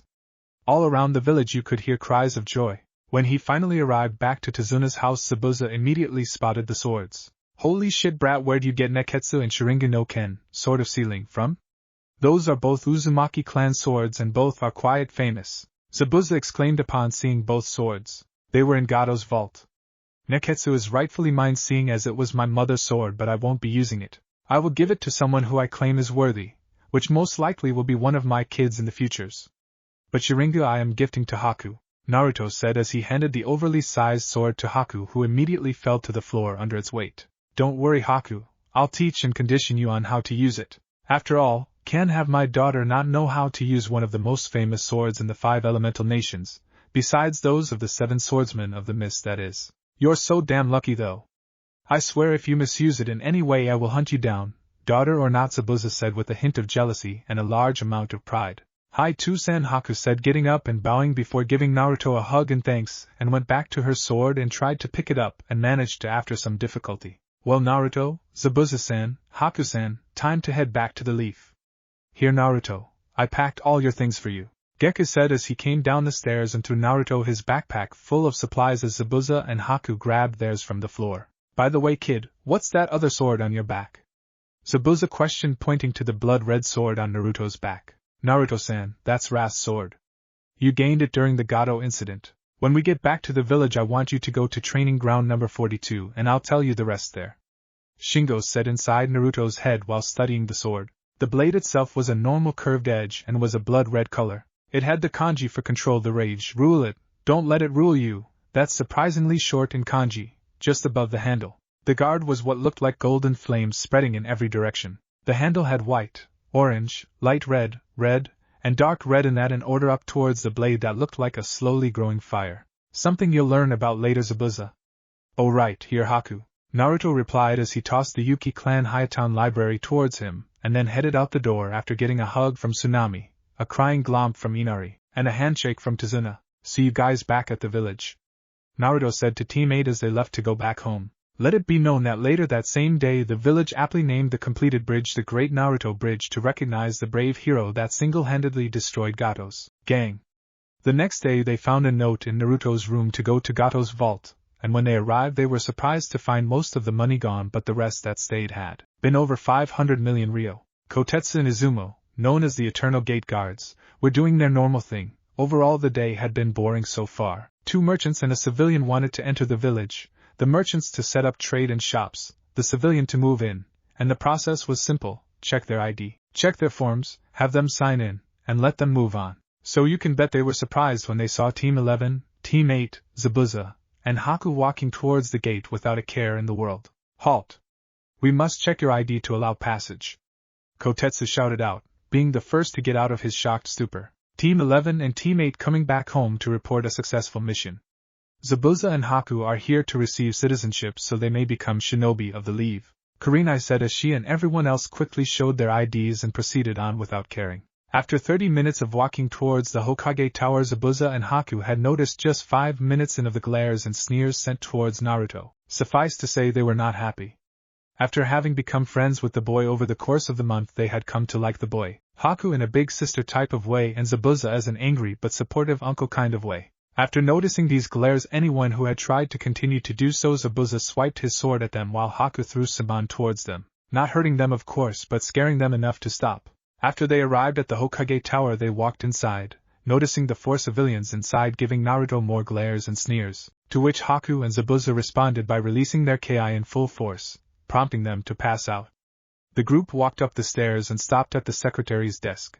After finally noticing them after a moment, the secretary promptly stood up and hugged Naruto tightly. She had been worried for the boy she had grown to like as a little brother or son when he went onto his first C-rank mission. After she let Naruto go, she let them inside the Hokage's office. Once they entered, the ANBU surrounded Zabuza and Haku immediately. Naruto-kun, why are Zabuza the demon of the hidden mist and Haku the ice maiden here? Hiruzen Sarutobi asked, obviously worried for the young Jinchuriki. Hey Gigi, they're here to move into Konoha. They wish to become ninja of our village. Naruto responded, shocking Haku and Zabuza a little from the way that Naruto talked to the Hokage, but after seeing the Hokage's kind smile they figured it was a normal thing. Oh, okay Naruto-kun, they can join. Zabuza, Haku, you will need to be given a mental and physical evaluation, and then you will be tested for your rank. Hiruzen said, shocking the two even more about how easily he accepted it. Why did you accept us so easily? We're Rouge Nin yet you don't question about why we're joining? Zabuza asked cautiously. Well, you see, I consider Naruto-kun here like my grandson, and if he trusts you enough to bring you here, then I trust you too. Now of course you will need somewhere to live. Do you have anywhere specific that you might want? Hiruzen asked, kind smile never leaving his face, which visibly and mentally relaxed the two missing Nin. If possible, Tusan and I would like to live with or near Naruto-kun. We don't trust any of the others of this village, and we respect Naruto. I would also like to request that I be put onto Team 11 if possible, and Zachan would like to ask if he could continue training Naruto-kun. Haku said, Zachan getting the response she wanted as Zabuza glared at her with his non-existent eyebrow twitching. Alright, all those terms can be accepted. Naruto-kun, you know of your parents, yes? Hiruzen asked. After receiving a hesitant nod from Naruto, he continued, well, you and your 2 friends here will be moving into your parents' compound then. Do you already know where it is, Naruto-kun?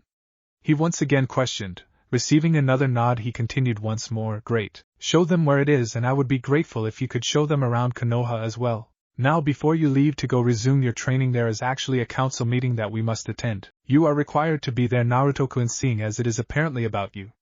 If you, Zabuza, and Haku could follow me please, Hiruzen said, getting curious glances from the 3 people before they followed him outside his office and down the hallway to another door. Once they entered, the first thing they noticed was the half-circle desk in the middle of the room. It had enough room to fit 15 people. There were 10 chairs, each with the symbols for the Nara, Yamanaka, Akimichi, Inuzuka, Kurama, Sarutobi, Hokage, Senju, Uchiha, Aburame, Hibi, and Hyuga clans, the respective leaders in their seats. The Senju and Uchiha seats were empty of course. In the Hibi clan seat was a pale snake-like person with yellow slitted eyes. He wore a brown kimono and wooden sandals. His name was Katsuchi Hibi. The Hibi clan had the poison release and hold the summoning contract of the Cobras. Katsuchi Hibi, Yakumo Kurama, Hayashi Hyuga, Suminazuka, Shikako Nara, Asuma Sarutobi, Chuza Akimichi, Inoichi Yamanaka, and Shibi Aburame were all in their respective seats.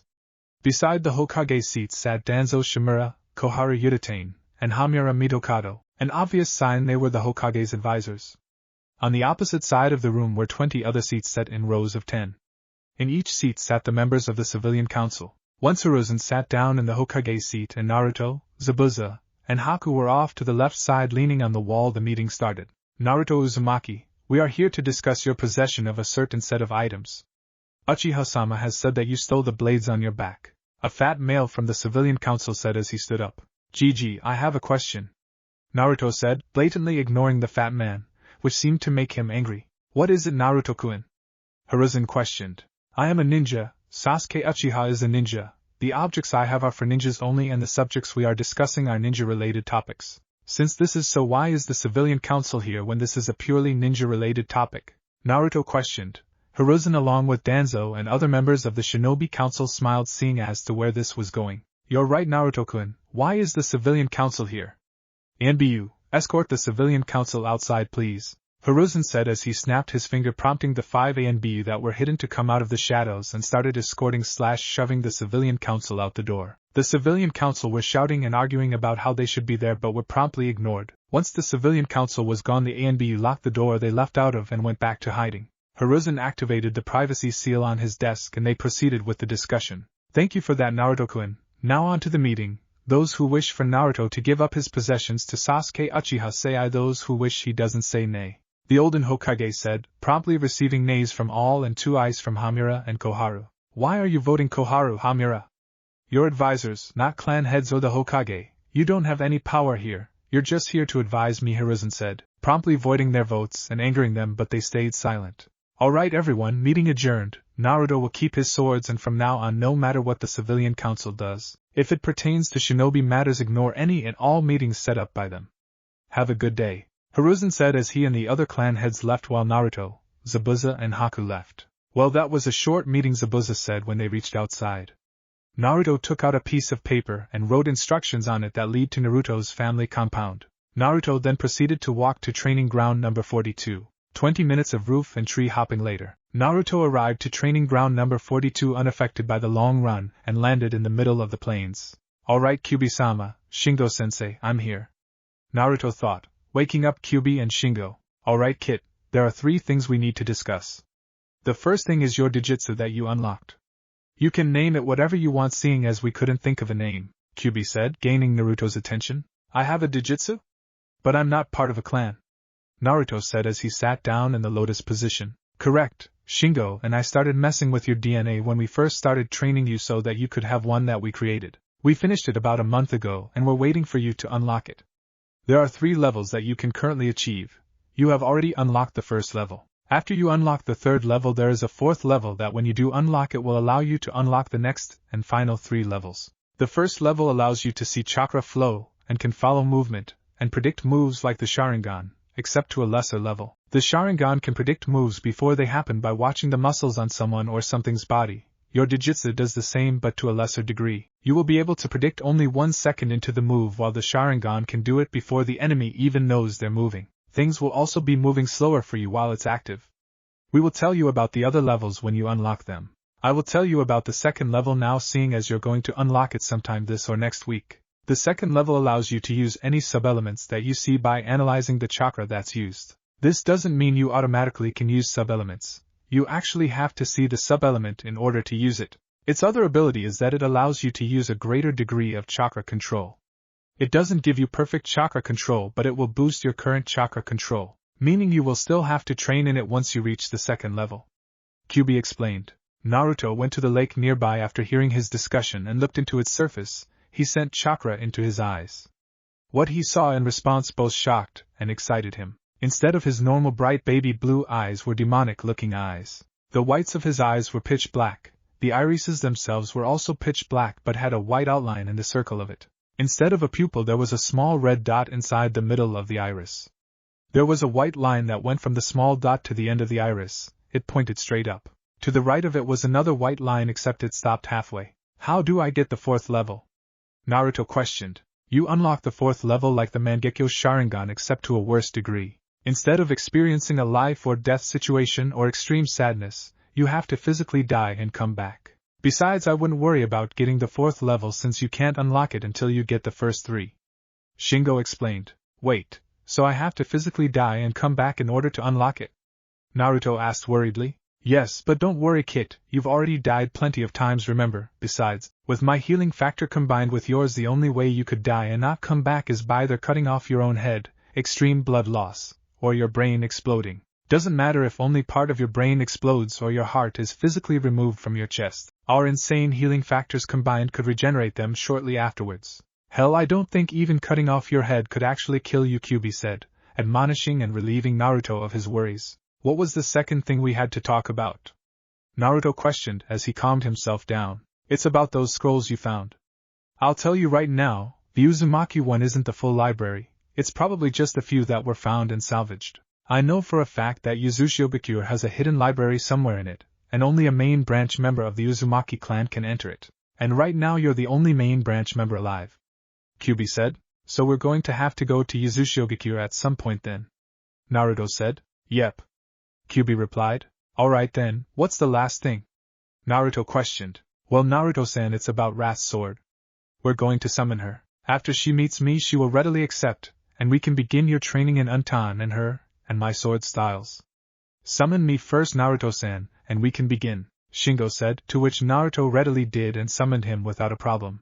Alright Naruto-san, the first thing you need to do is stab your hand all the way through with Wrath's sword. A seal should appear on your hand, you will need to channel chakra into it, and she will be summoned. And at no point should you remove the sword from your hand until we're done and the deal is accepted. Understood? Shingo said. Naruto nodded and proceeded to draw Wrath's sword and stabbed his hand all the way through, pinning it to the ground below. Once he did so, a dark marking appeared on his hand around where the sword was. It looked like a small ink blot that resembled a butterfly, except more violent. Naruto then channeled chakra into it for 10 minutes before a loud popping sound was heard and smoke appeared. When the smoke cleared, Naruto was surprised to see a small creature at about 5 feet 6 inches in front of him. It was floating above the ground by a few inches, and its arms and legs were made out of fire. Its torso and head were made out of molten rock, and in its eye sockets were white flames where the eyes were supposed to be. Who dares to summon me? It questioned in a feminine voice which seemed strangely out of place. Hello Gekko, it's nice to see you again, Shingo said to the creature. Shingo? If you're here, then this means the boy in front of me is our new summoner then, the creature said before it started morphing. Where it once stood was now a 5 feet 8 inches female. She had blood-red eyes, and instead of normal circular pupils were instead flame-like shaped pupils. She looked to have a face that others would consider hot. She had hair that started white, then alternated from white to blue to light orange to orange to light red to dark red along its length. It stopped just past her hips. She had an hourglass figure and small C-cup breasts. She wore a dark red battle kimono with one of her arms free, showcasing her dark red bra, but she didn't seem to care. All along the kimono you could see illustrations of flames. She had on regular brown sandals. Naruto blushed slightly seeing her state of dress, but quickly got over it. Hey kid, I'm Gekko. I'm not that surprised that I was brought forth first. Rage, hate and anger are the easiest emotions to experience and be influenced by. Well, I'll accept the same conditions as Shingo did, seeing as I have nothing better to do and have been bored for a long time now, she said as she studied the boy and found that she liked what she saw. Wait, how did you already know about me? Naruto questioned. All the sins share a slight mental link. We don't share thoughts like you, me, and the rest of the sins will, but if we consider something of importance, and will it to be shared, the other sins will get the thought too. Anyway, I'll start teaching you my sword style and some of its abilities later. For now, see you in your mindscape, kid, she said as she promptly disappeared and the markings on Naruto's hand disappeared. Naruto pulled the sword out, and his hand started healing immediately. It looked as if it was healing faster than normal, but he would question about it later. Alright Naruto-san, for now let's practice your Untan sub-element. Grab the scroll and put some chakra of all 3 of your elements into it, Shingo said. Naruto did as he said after he placed Gekko onto his back. Once it finally opened, both were surprised to see that there were only 2 chakra control techniques for it, and only 5 jutsu to learn. Looks like you'll have to create some of your own Untan techniques, Naruto-san. For now, create 20 clones and have half of them practice the first chakra control exercise and the other half try to learn the first jutsu, which appears to be Untan. Kyumotsu Heizu, Cloud Release, Cloudy Haze. According to the scroll, this jutsu create a large cloud that covers the battlefield and you're able to control anything within it. Says here if you channel different chakra natures into it, different things will happen. For example, putting Raikan chakra into it will create a thunderstorm that will cook and electrocute those inside of it. The size of the cloud depends on how much chakra you put into it. Well, get to work Naruto-san, Shingo said excitedly as Naruto began to practice after creating the clones. 8 hours later, Naruto had left the training field tiredly after finishing his Untan chakra control exercises. He had been able to perform Untan Kyumotsu Heizu by the end of the day, but because he couldn't properly control his Untan chakra properly, he could only create a small cloud and he would be extremely tired afterwards. Naruto turned to his left and arrived at his compound. It was a medium-sized compound that only had 1 building in it, but there was enough room to build 4 other medium-sized buildings if he so wished. There was a well-sized garden that had been tended to, by Haku he guessed, recently. The building that was his home was a decent-sized 2-story house with a basement. On the first floor there was a medium-sized living room that had 2 red couches and 1 chair seated in front of a fireplace. A black wooden coffee table separating the two. There was also a decent-sized kitchen with the normal appliances next to the living room. There was a bathroom to the left of the front door, and next to it was another door that he guessed led to a closet. There was also a regular wooden dining table to the left of the kitchen that looked to be able to fit 6 to 7 people in between the kitchen and the stairs that led to the second floor. On the second floor there was 4 medium-sized bedrooms and 1 master bedroom. All of them had been cleared out, he guessed, when his parents had died. He was right, but the Hokage had refurbished each room once he had left for his mission to Wave. There were also 2 bathrooms on the second floor. There were stairs on the first floor right next to the ones that led to the second floor. These stairs went down into the basement. It had a blood seal on the handle that looked to only be able to be activated by someone who was related to the 2 previous owners, to which Naruto was. Naruto could hear water running from upstairs, and Zabuza was sitting on the couch reading what looked to be a book on other types of kenjutsu styles that involved zanbatos. He was reading it because it was the style the Haku had wanted to learn when they went to the library earlier today to find a style for her to work with. On the front of the book it read Wild White Wolf Kenjutsu Style. Naruto greeted Zabuza tiredly and went upstairs to the master bedroom at the end of the hallway. Inside he found there were 2 doors, one led to his own bathroom and the other led to a closet. In the middle of the room was a king-sized bed with a red fur blanket on it. To the left of the bed was a dresser that was probably empty, seeing as he hadn't gone to his old apartment yet to gather his things. Naruto limped tiredly to his bed, threw off his shirt and swords, and promptly passed out from chakra exhaustion and a weary body. Apparently Untan Jutsu and chakra control exercises require a lot of chakra if you didn't have proper control with the other 3 required elements of Untan. It has been a little over 3 months since Naruto's first C-rank mission. He was allowed to do C-ranks after that and did 3 more. He's currently on his way to get his 4th. Over the 3 months he has been training non-stop. During the second month Zabuza added Haku to his training sessions, and Naruto still didn't trust Zabuza or Haku enough to allow them to see Shingo, so he just listened to the directions he was given inside his head.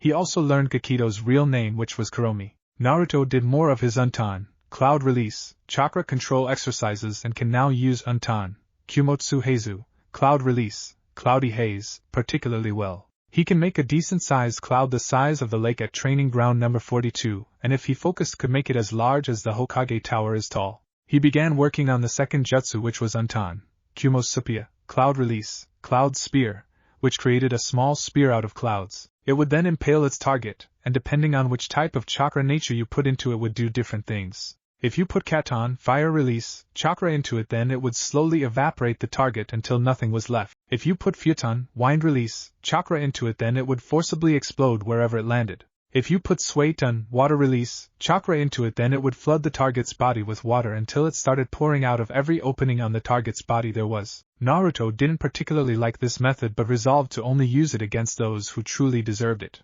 Naruto hasn't tried using any other chakras because he wanted to learn and master them first, and he knew that since he doesn't have affinities for them it would take a while. He also named his new Jujutsu Akuma no Mi, Demon's Eye, and he also got the 2nd level for it, and has the 3rd close to being fully unlocked. He also learned 2 more Suiton Jutsu, 1 more Katon Jutsu, and created his own Futon Jutsu during this time. I'm not going to tell you their names, it'd be better if they were surprises.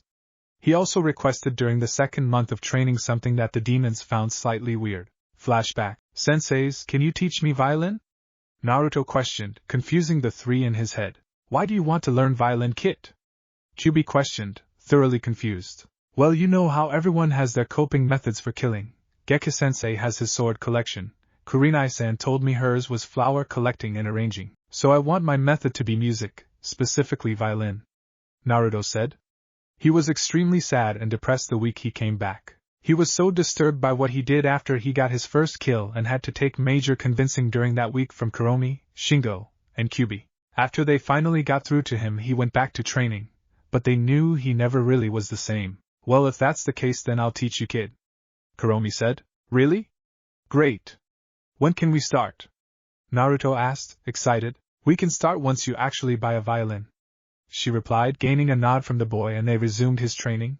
Flashback end. After that he readily bought a violin, and Kuromi started teaching him how to play it. She had him put a few strengthening seals on it so that it wouldn't break easily, and even taught him how to cast genjutsu with it, since with his massive reserves he couldn't create them without a catalyst. He's still practicing it even now. After a while Haku was allowed onto his team too, and they started doing missions together. Naruto was snapped out of his thoughts when he arrived at the Hokage's tower, and he headed upstairs to his office. once again saying hello to the secretary, which he received a readily hello Naruto-kun back. After the incident where she hugged him, he started learning more about her. He found out her name was Tatsuki Norema. She started treating him like her own son. She informed him how she knew his burden and didn't care. In fact, she respected him for it since, as she put it, he was holding the beast that destroyed her family back. After that they became like family and on a few occasions offered to adopt him. Of course this was turned down because of the civilian council, but Naruto was working on a solution. He also learned she used to be in the NBU. She was formerly the second in command of the NBU but had quit because she lost her son and husband. Naruto headed in and was greeted by the sight of Zabuza, Haku, and Gekko standing in a line in front of Hiruzen. Naruto joined them and started the briefing. Alright Team 11, your mission this time is to scout out and explore one of Orochimaru's bases that we found inside of training ground number 44. You are to take or destroy any research you find, and if you find any survivors you are to bring them here. If at any point you are met with heavy resistance, or Orochimaru at any point you are to try and escape. Do you accept this mission? Naruto was a little hesitant since he had died there before and didn't want to experience it again, but accepted nonetheless. Alright then, you are to leave later today. This mission is a one-day mission, so if you do not come back in 24 hours then we will send ANBU for you. Excused, Hiruzen said, to which Team 11 replied by bowing and leaving via the door. 1 hour later, Team 11 arrived to the base in an hour, not seeing the need to pack, and they headed inside. They were met with an extremely long hallway that occasionally split off but continued nonetheless. All along the hallway were doors and seals that provided light. Naruto created a little over 100 clones and the clones spread out. Going into every door and outcropping there was. A little after 30 minutes one of the clones dispelled themselves and Naruto received the information. One of my clones found a possible survivor, let's go. Naruto said, and they all raced off down the hallways. They arrived to their destination and followed Naruto. It was a fairly long room and lined up along the walls were green tubes with dead bodies and other assortment of things that they couldn't make out. They stopped in front of one of the tubes that had a live person.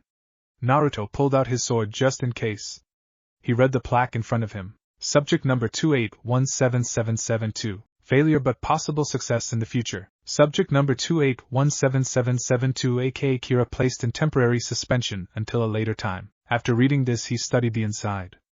Inside the tub was a pale girl with the same markings under her eyes as Orochimaru's. She wore the same clothes as he did and Naruto would have thought it was Orochimaru himself if he hadn't noticed her feminine face or her, assets as he so put it. After studying her for a second he added chakra to a seal that said release on it, and slowly the green fluids were drained out, and it opened. She immediately opened her eyes and tackled Naruto. She bit his neck thinking she had killed him but was surprised when something bit her back. She studied what it was and was slightly surprised to find that one. His skin wasn't pale like Orochimaru's too. There was a mouth with jagged teeth on his neck looking like it was ready to chomp her head off but something was holding it back, and finally 3. There was a massive purple sword at her throat ready to cut her head off. She slowly got off of him and stood up, as did the person she was on top of. Sorry, you can't bite me because as you can see, I bite back. The corpse in front of her said. After she studied his features she blushed a bit but quickly left that out. Corpse-san, where are we and who are you? Kira questioned as she studied him for a little while making him blush slightly, even more so when she licked her lips with her snake-like tongue. Well, I'm certainly not a corpse but you are in one of Orochimaru's labs that we found in the Forest of Death. I'm Naruto Uzumaki and I'm here to get you out and take you to my village so you can be safe from him. Naruto replied. Kora Naruto-san, I'm afraid I cannot go back to your village with you. Kira said. And why is that? Zabuza asked. Well, I am a cannibal. Orochi team messed with my genes and made it so that I would eat people because he thought that it would make me a better killer and would help to get rid of evidence. The second would be that I highly doubt that your village would like to have Orochi team's technical daughter inside their village. Besides, I want to find and kill or eat that bastard for doing this to me. He had me eat my best friend. Do you know how that feels? To eat your own best friend? It's terrible. She ranted as small tears threatened to spill out of the side of her eyes. She was slightly surprised when Naruto moved to hug her. I don't care if you're a cannibal, it doesn't change who you are. To me it doesn't matter if you're technically Orochi team's daughter, it doesn't matter. Besides, if anyone tried to do anything to you I will thoroughly chop them up for you to eat personally. I'll help you find and kill Orochi team but you won't find him regardless if you're just wandering aimlessly trying to find one person in a billion different people, Naruto said. As he finished he noticed that her tears were staining his neck where she put her head. After she calmed down they resumed what they were doing. Alright Kira-san, let's head back to the village. My clones are done, and we have a few things to do now, he said. Kira latched onto his arm and they exited the base. Shingo-sensei, what was that mouth that appeared on my neck? It's an ability you unlocked a while ago. It never appeared until now because no one had got a hit on you with the intent to kill. It's like a perfect defense. Its only drawback is that it's only active when you're holding onto my sword. Kuromi-chan's sword has one too, but I don't know what it does, Shingo explained, getting a nod from Naruto, and he once again headed off. 1 hour later, and that's what happened. Gigi. Naruto had just finished explaining the new addition and that there were only a few research notes on the curse seal mark that they had found on Anko Mitarashi. She was in the office with them. After noticing her original term of dress, he blushed slightly but quickly fought it. Corpse-san, I request being put on Naruto-san's team, Kira said. Sure, I'll allow it. You will still need a physical and mental examination, is that okay?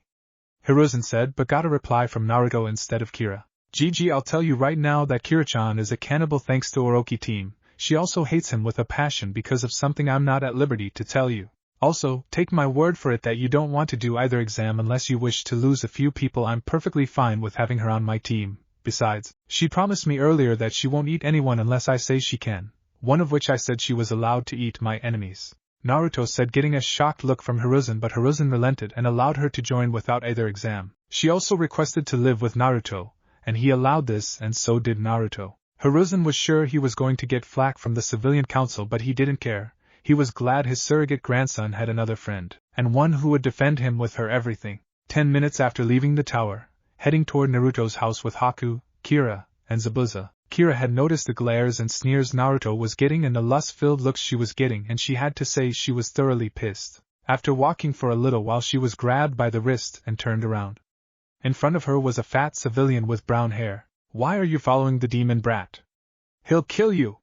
Besides, he and his little demon whore and demon uncle will just use you. Why don't you just come with me and I'll protect you, the fat civilian said while staring more at her assets than her face. Corpse-san, I would appreciate it if you let me go before I eat you, Kira replied, making the civilian stare at her with rage evident. What? I try to save you and you treat me like this? He asked, tightening his grip, but she didn't flinch. At this point Naruto, Zabuza, and Haku walked up to him. Naruto decided to put on an act that he thought would be funny. Any fatty-san, can we play? Naruto said while drawing Oki and placing it in front of him and activating it, spooking the man enough to let go of her wrist. What's wrong, fatty-san? You wanted to play with my friend, why can't I play too? Naruto asked, laughing his head off inside of his head, joined in by Kuromi, Shingo, and Kyubi laughing too. I knew you were insane. Fuck this. I'm out, the civilian said as he jetted away. The group, besides Kira, started laughing their heads off while Kira stared at Naruto with admiration and respect. She blushed slightly but let it slide. They continued on their way before a kid darted past them and turned right. They heard him ram into something and yelling. They followed where he went and walked into the scene. The kid with the scarf was being held up by his scarf by someone wearing a black cat suit that had a bundle of bandages on his back, while a girl with 4 ponytails and a giant black metal stick was on her back. Maybe you should put him down, Naruto said as he walked up towards them, Team 11 shortly behind him. Why should I? This little brat rammed into and didn't even apologize. The man in the cat suit shouted. Alright then, kid. Naruto got the boy's attention. Apologize and get lost, Naruto said, which the kid complied and did so, was then let go, and he darted away. Alright, Mr. Cat Person, he apologized, now be on your way, he said, making the cat man's eyebrow twitch slightly and the girl to giggle slightly. The name's Kankuro, you bastard. Fine if that's how you want to play it, the now identified Kankuro shouted as he took the bundle off his back. Oi, Kankuro, you can't be thinking of using crow here, are you? The girl said exasperatedly. Shut it, Temari. This bastard pissed me off, Kankuro replied. The girl shook her head and watched. Shingo-sensei, think you can make one of your mouths appear where mine is when I say so I can spook him? Naruto thought, getting a yes in response. I was hoping you'd want to fight, Naruto said, drawing Oki. Naruto thought now, and on that signal his mouth disappeared and was replaced with a mouth with jagged teeth darting in every direction and a long demonic tongue sticking out the side, spooking Kankuro and Temari as he released some of his killing intent. What the fuck are you? Kankuro questioned, getting 4 responses from Naruto's team. A cannibal who loves to eat people for fun, Kira said. The demon of the bloody mist, whose worst fear is the person you're yelling at. I'm also his uncle/father, Zabuza said. The Ice Maiden, big sister to the boy you're yelling at, who also happens to be my worst fear as well, Haku said. Someone who has died more times than you can count, Jinchuriki to Kyubi no Kitsune, whom I'm on friendly terms with, container for 2 more demons who are sealed inside of the swords I possess and plan on getting 5 more, and your worst nightmare, Naruto said, making Kankuro immediately regret what he was planning to do, while Temari looked on in awe to the group in front of them. Oh, redhead, come out of the tree, Naruto said, making the 2 in front of him jump in fear. Sasuke jumped out and was about to reply when he heard a voice behind him from the same tree. Kankuro, you're a disappointment to the village, the now identified redhead said. Does everyone from Suna carry something on their back? Naruto thought, making his tenants snicker. Gaara. I'm Kankuro was cut off by the now identified Gaara. Shut up or I'll kill you, Gaara said to Kankuro as he arrived to the group, and turned towards Naruto. You are the Jinchuriki of the Kyubi no Kitsune? Gaara questioned. Yes, why? Naruto asked. What's your name? Gaara asked, ignoring his question. It's customary to give your name first before asking someone for theirs, Naruto replied. My name is Gaara no Sabaku, Gaara replied. Naruto Uzumaki. Naruto said back. Mother wants your blood, but she's telling me to be cautious of you. I'll see you in the exams, Naruto-san, Gaara said, getting shocked looks from his apparent teammates. Be cautious of him? But Gaara was never told to be cautious of anyone, even the Kage of our village. This guy means trouble, they both thought before Gaara started walking away. Wait, don't you want to know my name? Sasuke asked, obviously peeved about being forgotten. He was ignored, however, as the Sand team walked away, as did Team 11. He stomped off in anger towards his compound.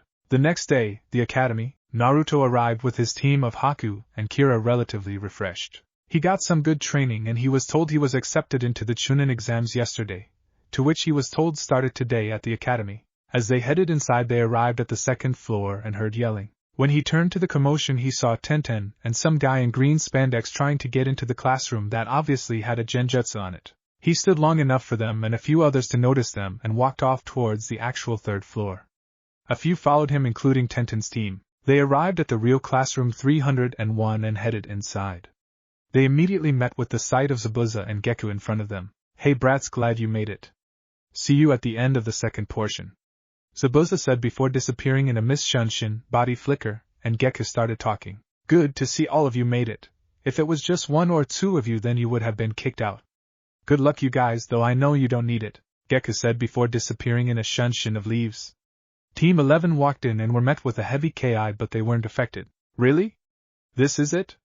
Kira, Haku, if you would please, I don't feel like bothering with these weaklings, Naruto said, getting angry glares from those in the classroom before they felt the full force of KI from Haku and Kira. Most of them dropped to their knees except for the Suna team, 2 teams from Kumo, and a person from Taki. Whoa, if that's his teammates, then what kind of monster is he if he can command them as he pleases? They collectively thought. Naruto and his team walked to the back of the classroom and sat in their seats. When they waited for a while, a large commotion started up at the front of the classroom. The rookie 12 were talking loudly, so Naruto went down towards them to shut them up. As he arrived, a silver-haired genin from Konoha had just finished talking.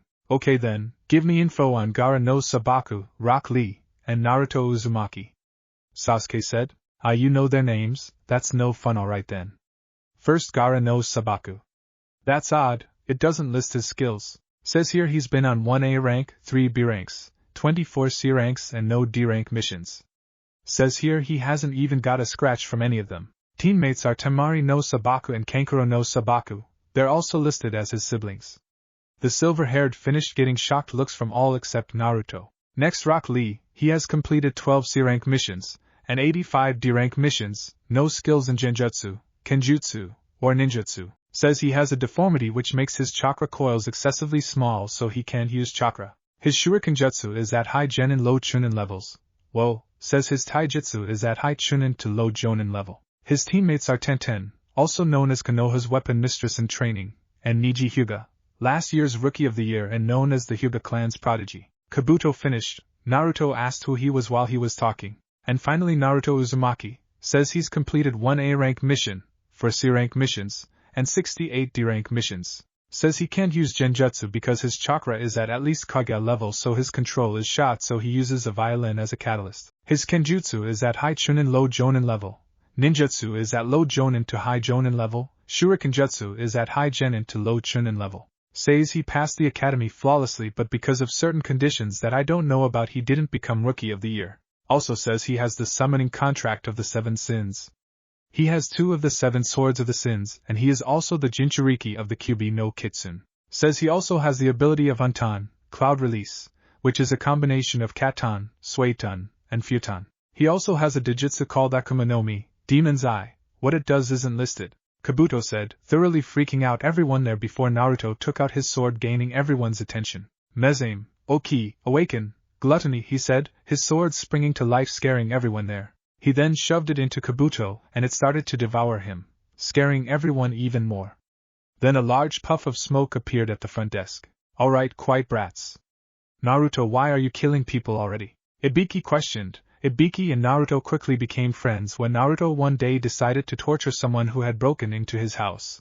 Ibiki arrived and allowed him to continue, giving him tips from time to time. He didn't stop him because since Naruto is a ninja there was a shinobi law that stated that if anyone that you do not allow onto your estate or place of residence has broken in, with evil intent, you are allowed to do as you wish with them. He was handing out classified S-rank information like it was candy. Naruto replied, getting a nod for Ibiki. Alright then, who were his teammates? Ibiki questioned. 2 hands went up. You've failed the exam, get out. Ibiki said, shouting the last part as loudly as he could. They left, and he resumed. Alright, come here and get your assigned number. This is a written test. There are 3 rules. You may not cheat. Each time you cheat you lose 2 points. Each of you starts out with 10 points. This is also a team exercise, so if one of you fails your whole team fails. You can quit at any time you want. And lastly, there is a 10th question at the end, so if you don't quit you will still have to answer that question. You have 50 minutes for this test. The last 10 minutes will be for the 10th question. Ibiki said, getting groans from Naruto and some other genin. After getting their numbers and sitting down, the papers were passed out. Naruto noticed he was seated between a girl with green hair who had a big red cylinder next to her, and a black man with gold hair and 7 red swords on his back. Kyubi said they seemed familiar until Shingo said that they had Yuki inside of them, meaning they had demons sealed inside of them, and the only ones who had demons sealed inside of them were Jinchuriki. Hello brother, sister, seems we have something in common sealed inside of us. Naruto said low so no one could hear him. He got a gasp from the girl and a smirk from the boy. Which number are you, brother? I hope we don't fight cause I don't want to die tonight, and neither do you fool, you fool. The male said in a sing-song voice. As you already know I am 9. Which are you guys? Naruto asked. 7. The girl said. 8, fool, you fool. The boy said. Seems we were meant to meet, if our numbers meant anything. Naruto chuckled, gaining a smile and another smirk before they were interrupted. Begin! Ibiki all but shouted. Immediately Naruto noticed from the test that the questions were much too hard for genin to answer. Naruto searched around and noticed a few others that were writing the answers down easily. He found after a few more minutes of studying that the test was information gathering, meaning he had to cheat. He got the answers for the questions from the tenants inside his head and immediately wrote them down. For the rest of the test he just sat back and relaxed. The 2 on his sides noticed, so the girl sent a bug out since apparently her tenant wouldn't help her, while the boy just wrote down the answers like they were nothing. After the allotted time passed, Ibiki called out for them to stop. Alright brats, it's time for the 10th question. First thing, you can choose to take this question. If you choose not to, you and your team will leave and take it next year. If you choose to take it, then just stay here. Wait, why would you give us a choice then? One random genin asked. Because if you choose to take the question and answer it wrong, then you will fail and lose the ability to take the Chunin exams ever again, meaning that you will never become Chunin. Ibiki said, getting shouts from the genin. What? You can't do that. One of them shouted aloud. Actually, I can. Now shut up. Ibiki shouted back. But there are people who have taken this test a lot of times. Another shouted, this one had a dog on his head. Yeah, well, they didn't have me as a proctor. Ibiki shouted back, silencing them. Over the course of 20 minutes more and more genin left, Ibiki giving more taunts and threats from time to time, making even more leave until Naruto got bored and noted there were 25 teams left. Alright Ibiki, you can stop with the mental torture now. If you keep going there won't be any teams left and that'll be boring, Naruto said, making Ibiki nod and everyone else. Calm down. Alright then Naruto, for all of you left you pass. Ibiki shouted, making them all start yelling again. They were quickly silenced when a blur came crashing through the windows and 2 kunai shot upward, pinning a poster that said the sexy and single ankle Mitarashi on it, making the other sweat drop. Whoa Ibiki, there's a lot less than before, seems you still got the touch old man, Anko said, noting that Naruto and his team were still there, meaning the second part was going to get interesting. Yeah well, more would have quit if Naruto didn't talk, but he was right, if more left the second part would be boring and you wouldn't have anyone left for your part, Ibiki said back, getting a nod from Anko. Alright brats, go to training ground number 44, those who don't make it fail before the test even starts, you have 15 minutes to get there, she said before crashing out another window next to the first, making the others sweat drop again. That seems like fun, Naruto said, jumping through the window next to the second hole, making another hole in another window. His teammates shrugged and jumped out 2 other windows that were perfectly fine before they launched through them. Everyone else sweat dropped again before rushing out the room to look for training ground number 44. Alright brats. Time for the second exam. Now for this exam you will need 2 scrolls. The Heaven and Earth scrolls. Each team will be given one of these scrolls, meaning you will die or, at a lesser extent, get hurt. The rules are like this. The first being you need both scrolls. The second being you are not allowed to open either scroll until otherwise. Lastly, you will have 5 days to reach the tower in the middle. Now I welcome you to my personal playground and home. The Forest of Death, Anko said, dramatically making the others fearful. After all, something doesn't get death in its name unless something happened or other circumstances. After Anko's little speech you could hear loud growling and animal noises coming from the forest. Ah, the Forest of Death brings back memories. This was the place where I died for the 3rd time. Good times, good times, Naruto said aloud, getting incredulous looks from the 20 teams that had made it, and curious looks from his teammates. What do you mean, Gaki? Anko questioned. Like I said, this was the place where I died for the 3rd time. I believe I was 5 or 6 at the time, can't remember.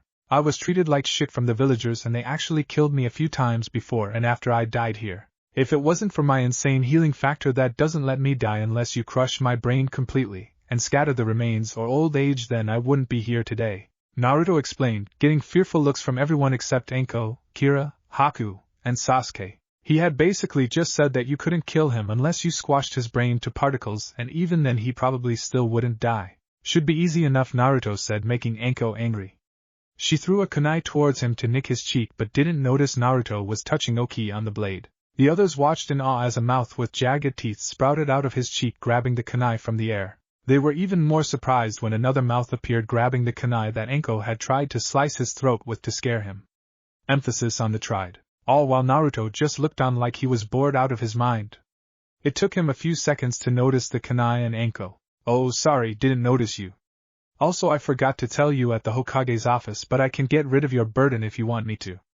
It will just hurt like fuck though, Naruto said as he took the kunai from his cheek and walked back a few feet so that the kunai at his throat wasn't there anymore. Anko looked shocked at him, then rushed towards him and hugged him. Please, please, please get this fucking thing off me. I'll do anything. I'll become your maid, your servant, your cum dump, just get it off, she yelled aloud pleadingly, getting blush looks from Naruto and the other genin. Thanks for the offers, but there's no need. I will gladly get it off of you for free, Naruto said. Anko hugged tighter while saying thank you over and over. They stayed like that for a few seconds before she pulled back. When can you get rid of it? She asked hopefully. Anytime you want after this test, he said seriously. Alright then, see you after the exam. To the rest of you, please sign the waivers that are being handed out. It states that if you die, Konoha, and most importantly me, will not be held responsible. After you're done filling them out, head over to the tent to get your scroll, she said, wiping the tears from her face and heading to the tent.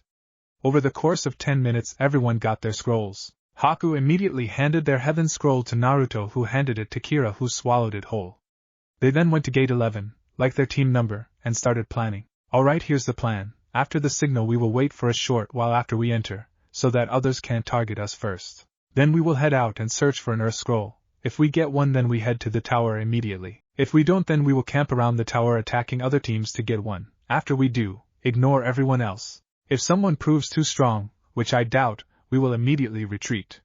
Agreed? Naruto explained. Agreed, were the responses he got from his teammates. After another 5 minutes of waiting, Anko shouted begin, and the gates flew open. They immediately enacted their plan and waited. After hearing the screams start and stop, they headed off. They were soon met by a team from Kirigakure. The 2 males in the group had the standard uniform of Kirigakure, black torrent pants and a black shirt. They had their headbands on their foreheads. The girl wore similar attire but had her headband on her waist, sewed into her shirt. Alright guys, looks like we got an easy one. The first male shouted, getting smirks from the other two. Naruto-san, is it alright if I take them out alone? I wish to show you how skilled I am, Kira said, getting a nod from Naruto. She stepped forward and prepared herself. Look at this, looks like we got a looker. Perhaps after this we can get some fun. I'll save the guy for you to enjoy, Nori, the male said to his teammates, getting lust-filled looks from them. Unfortunately for you, that won't be happening anytime soon, Kira said before she started making hand signs. Dokuten, Burakwizu, poison release, black haze, Kira said. Immediately a black mist came shooting out of her mouth and into the arrogant male. He fell to the ground instantly, convulsing and bleeding from the eyes, his face etched into a silent scream as he stopped convulsing and his heart stopped. What did you do to him? His teammates yelled in unison. A ninja does not reveal their secrets, she replied, getting a nod from Haku and Naruto. Then she started more hand signs. Dokuten, Yoyu Genii, poison release, melting apparition, she said aloud. She opened her mouth and out came a mixture of yellow and red which turned into the figure of a large Oni mask that shot forward and engulfed the two. Though you couldn't see them, you could hear their screams of pain and gurgling for a few seconds before the mist dissipated. When it did, the two were nowhere to be seen. What did you do to them? I would like to know your skills for future purposes, Naruto said, walking up to her. Well, Dokuten, Burakwiza creates a poison I created that when it comes into skin contact it attacks your nerve systems and pain receptors, making you experience the worst pain possible. While it does this, it also attacks the heart, making it pump 10 times more blood, making it overload your body. It focuses more blood to their eyes so that it causes even more pain. Then when their heart finally melts, the poison stops its purpose and leaves the corpse for me to eat.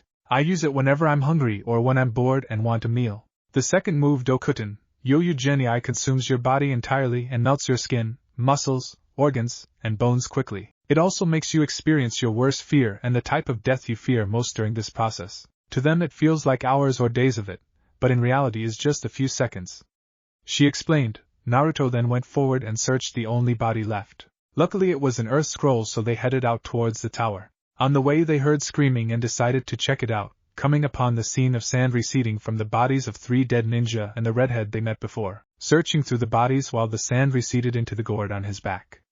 They knew he noticed them, but he didn't care. Team 11 shot off towards the tower and arrived just under 2 hours later. They went inside, and before they could read the plaque, Naruto somehow already knew what to do. He asked for the Heaven Scroll and Kira gave it to him, no questions asked. He opened both of them and threw them on the ground in an X shape. Zabuza appeared and started talking. Well then, I can honestly say I'm not surprised you guys got here so quickly. Anyway, I was supposed to explain the scrolls and plaque to you, but I'm not even going to bother since you're just going to ignore me about it. So go ahead through the door under it and relax. See you in a few days, Zabuza said as he disappeared in another poof of smoke. They walked through the door and arrived into the mess hall. A medic showed up and asked if they had any injuries. Naruto said no, and the same medic guided them to the rooms and told them that they were free to do what they wanted, but if they left the tower then they were disqualified. 5 days later, over the course of 5 days, Naruto and his team just kept to themselves, talking only amongst themselves and learning more about each other. Not once did they ever ask about each other's skills. They all silently agreed that they would only explain their skills if one of them didn't understand what happened during it.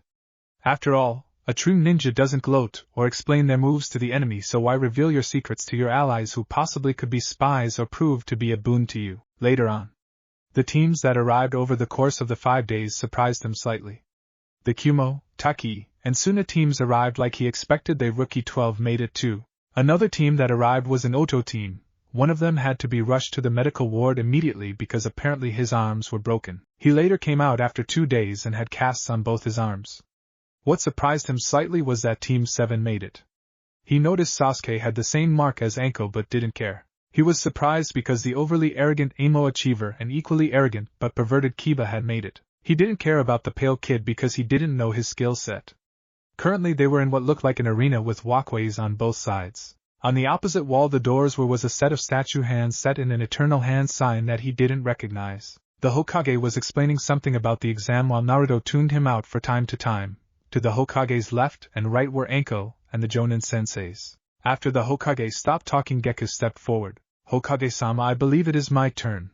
I am the proctor and would like to explain the next part, Gekko said, coughing from time to time, putting up his sick act, getting a nod in response from the Hokage. Alright you guys, we are holding a preliminary right now since there are too many teams. From this point on you are all individuals, meaning if one of you quits your team will still stay if they want to. The rules are like this: you will fight in one-on-one matches until one of the genin fighting either die, submit, are knocked unconscious, or I stop the match. The board up there, he pointed toward an electrical board that popped out of the wall above the statue. Hands will randomly pick the fighters. Those of you who want to quit, do it now.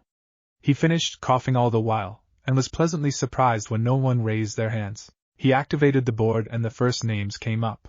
Koroi Gatsuya vs. Kira. Just a note, I will be only giving results for fights that are not important to me. After the board showed the results, everyone except Kira, Koroi, who turned out to be a ninja from Taki, and Gekko, headed up to the walkways. Naruto leaned against the railing with his hands on it so he could study the fight while he was in between Haku and Zabuza. Hajime! Gekko shouted and jumped back immediately.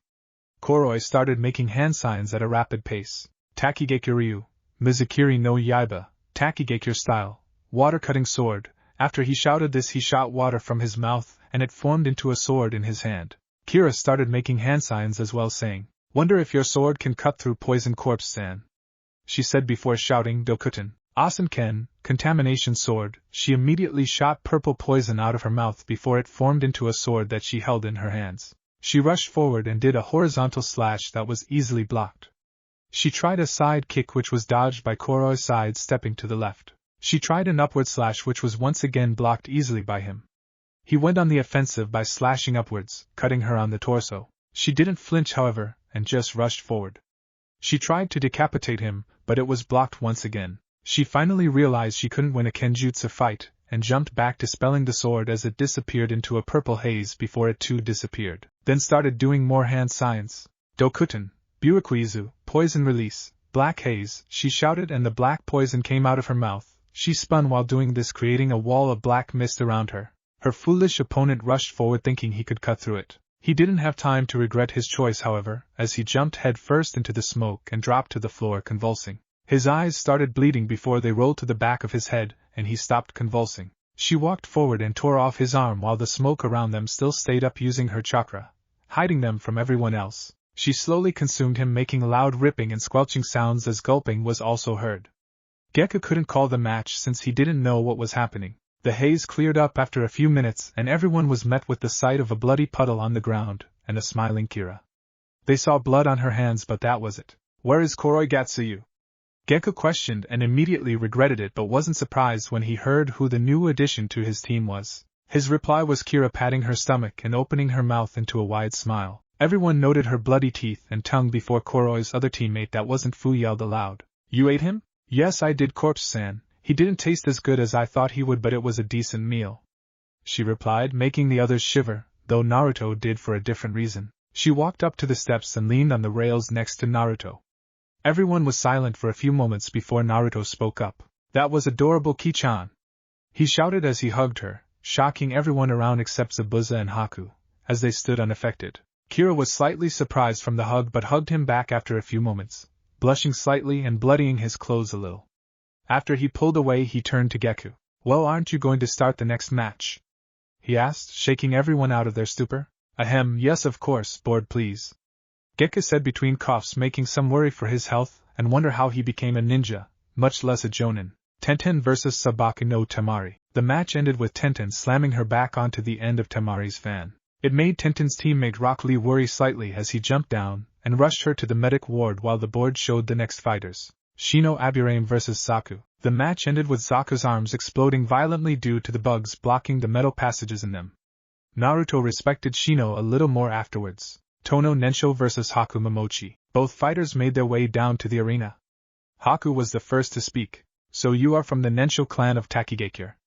I hear your clan can use the Shikuten, Scorch Release, which means we are polar opposites. Because I use the Hayaton, Ice Release, I hope this will be an entertaining match," she said, angering the boy in front of her. "You're part of the cannibals team, aren't you?" "You gonna eat me too, freak?"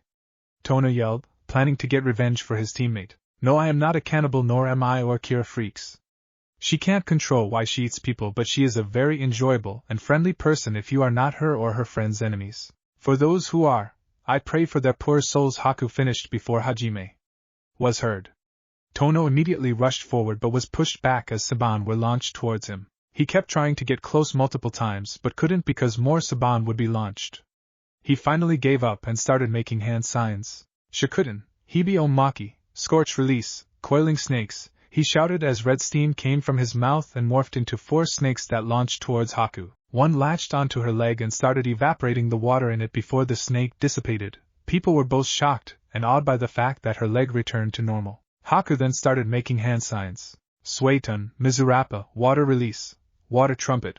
Water started jetting out quickly from her mouth and shot towards Tono. He dodged easily before he saw Haku started making one-handed signs. Masatsu Suish O, 1,000 water needles of death, she shouted. The water around them all shot up and formed into large needles and launched towards Tono. He dodged a majority of them but was still hit by a few, creating holes in his arms and legs, making him fall to his knees. Surrender, she said simply. Never. I will get revenge for Koroi, he shouted. Fine then, I offered you the chance to live. Guess you took it for granted, she said before once again making one-handed hand signs. Hayatan Isodarapu, Kurashu, Ice Release, Ice Trap, Crush, she said aloud. Ice mirrors surrounded his body before they started heading towards him. They all morphed together and turned into a small half-circle barrier that got smaller and smaller before it crushed him. His screams were heard from everywhere around and blood splattered onto the ice. Once the ice dissipated, all you could see were bones, brain matter, organ matter, skin, and blood spread out everywhere. Gekko called Haku winner, and she headed to the walkway to her team as the cleanup crew came. Naruto Uzumaki vs. Gaara no Sabaku. After their names appeared on the board, they headed down and met in the middle. Gekko called Hajime, and the match started. I can help you, I can make the voice stop, Naruto said, getting a stoic look before he continued. I could help you sleep, he said, getting a surprised look from Gaara and his team. How, Gaara replied, suspicious of the blonde. Simple, I absorb your bijou, you will live, you won't be a Jinchuriki, and you could have a normal life. Of course I would take a bigger burden, but I don't mind. Most think that you can't take or seal more than one bijou into a single person. This, however, is not true. The reason you can't really seal more than one is because the first bijou sealed won't allow it. You have to have the first bijou consent. If you don't, then said bijou will be able to escape or kill you while trying to seal it. If you allow me to, then I will take your burden from you. Of course you will have some of the abilities you had from when it was still sealed inside you, but that's the only after effect. I found out about this from my bijou a few weeks ago. I was even more surprised than you are right now, Naruto said, studying his features. I don't know, how would you do so? Gaara asked, hopeful but still suspicious. My sword would absorb your seal and bijou, then regurgitate it onto my seal, combining the 2 seals and adding the bijou to myself. The only risk there is that if I don't do it fast enough, then the bijou will be forcibly released, killing myself and allowing the bijou to reign free. He explained. Fine, do it, but if this fails, I'll kill you before it can, Gaara said, stepping forward. I'll tell you this now, this process is painful and will most likely leave you in a coma for a week or 2. He warned. He got a nod from Gaara to continue. Alright, here I go. Naruto drew Oki and activated it.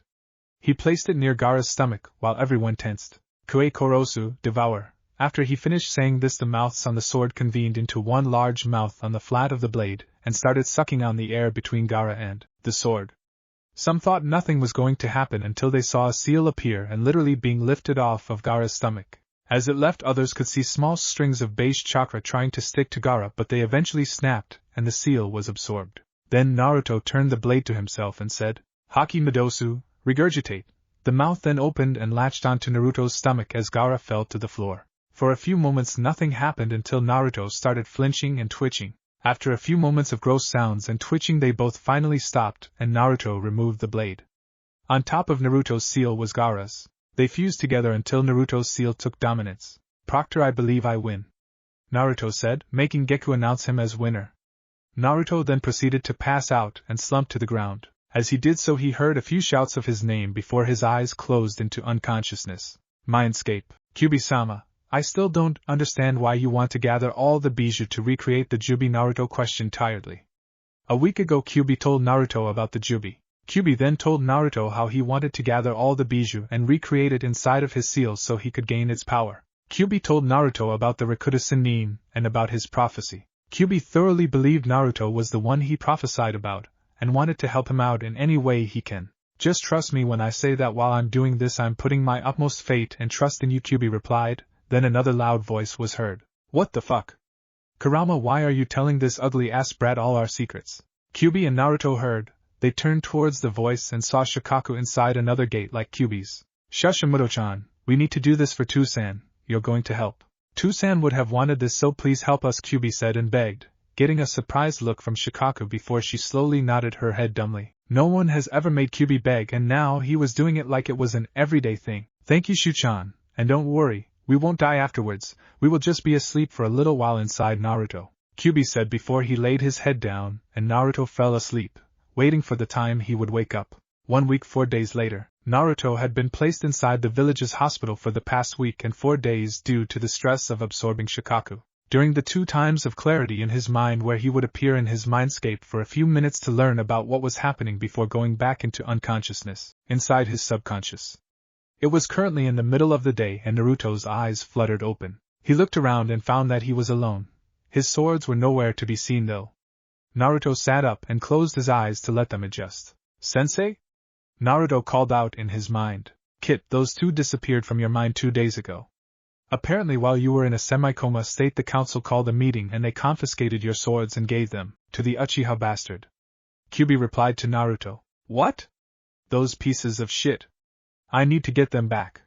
Naruto thought as he jumped out of his bed, slightly surprised his muscles didn't atrophy while he was asleep, but then remembered his insane healing factor. Calm down, Kit. The Uchiha can't use the swords, so you have nothing to worry about. When they took them, Oki tried to eat anyone who got near, so they had to use prongs. Gekko tried to burn anyone who got close, so they had to use full-body heat-resistant suits to get her. The Uchiha won't be able to use them because he doesn't have the summoning contract like you do. You just have to take them back. Kyuubi explained, calming Naruto down. Then let's go get them. Naruto said, heading towards the door. You can't yet, you're too weak currently. You should be able to get them back in 2 days or so. For now, head home, get your training gear, and head to the training ground. I'm gonna start training you in my chakra and Shu-chan will start training you in hers. Kyuubi ranted. Ha, alright fine. But when I can get them back I'm beating him so badly he's gonna be close to death. If not dead, Naruto replied, heading towards the door once more. That's fine, Kit. Doesn't matter to me or Shu-chan, you'll just have to leave the village afterwards, Kyuubi said before laying his head down and falling asleep. That's right. Kill the bastard. I want his blood. Little fucker doesn't need it if I have any say. Shikako shouted. Ugh, calm down, Shu-chan, what is with your obsession of blood? Naruto thought while heading out the door of the hospital. Don't call me Shu-chan, you have no right. She shouted, blushing slightly, but it wasn't noticed. That seal that they used on the sand brat deteriorated my sanity little by little. It should return gradually, but just get used to it for now, Shikako said before she too laid her head down. Before I forget, remind me to bring you in here tonight so you can change the scenery. This sewer is fucking disgusting. She finished as she fell asleep. Roger that, Shikako-sama. Naruto said as he arrived at his house. 30 minutes later, training ground number 42. Alright kid, I have to explain a few things to you before we start. First, you're going to have the same abilities that Gaara kid had, along with a few additions. Second, your chakra coils were expanded again and so has your chakra core, meaning you need to work on your chakra control again. Lastly, during this month I'm going to train you so you can complete Shu-chan's trial. Kyuubi explained. What trial? Naruto questioned. Well, first you have to know that the more tails a Bija has the stronger they are. Each Bija container can use their Bija's chakra to the fullest, letting them enter Bija mode. It allows you to use all of the Bija's chakra and gives you additional skills during it. Each Bija mode will change your form. What the form looks like and its abilities depend on your Bija's personality and skills. Next, the reason I want you to do the trial and complete it is so you can use her Bija mode. I'm only letting you train for this now because I believe you'll be able to complete it. The only reason I haven't let you done mine is because mine is much too strong for you currently, and you won't be able to complete my trial whatsoever, Kyuubi explained, making Naruto groan about the chakra control but excited for Bija mode. Alright then, let's do this.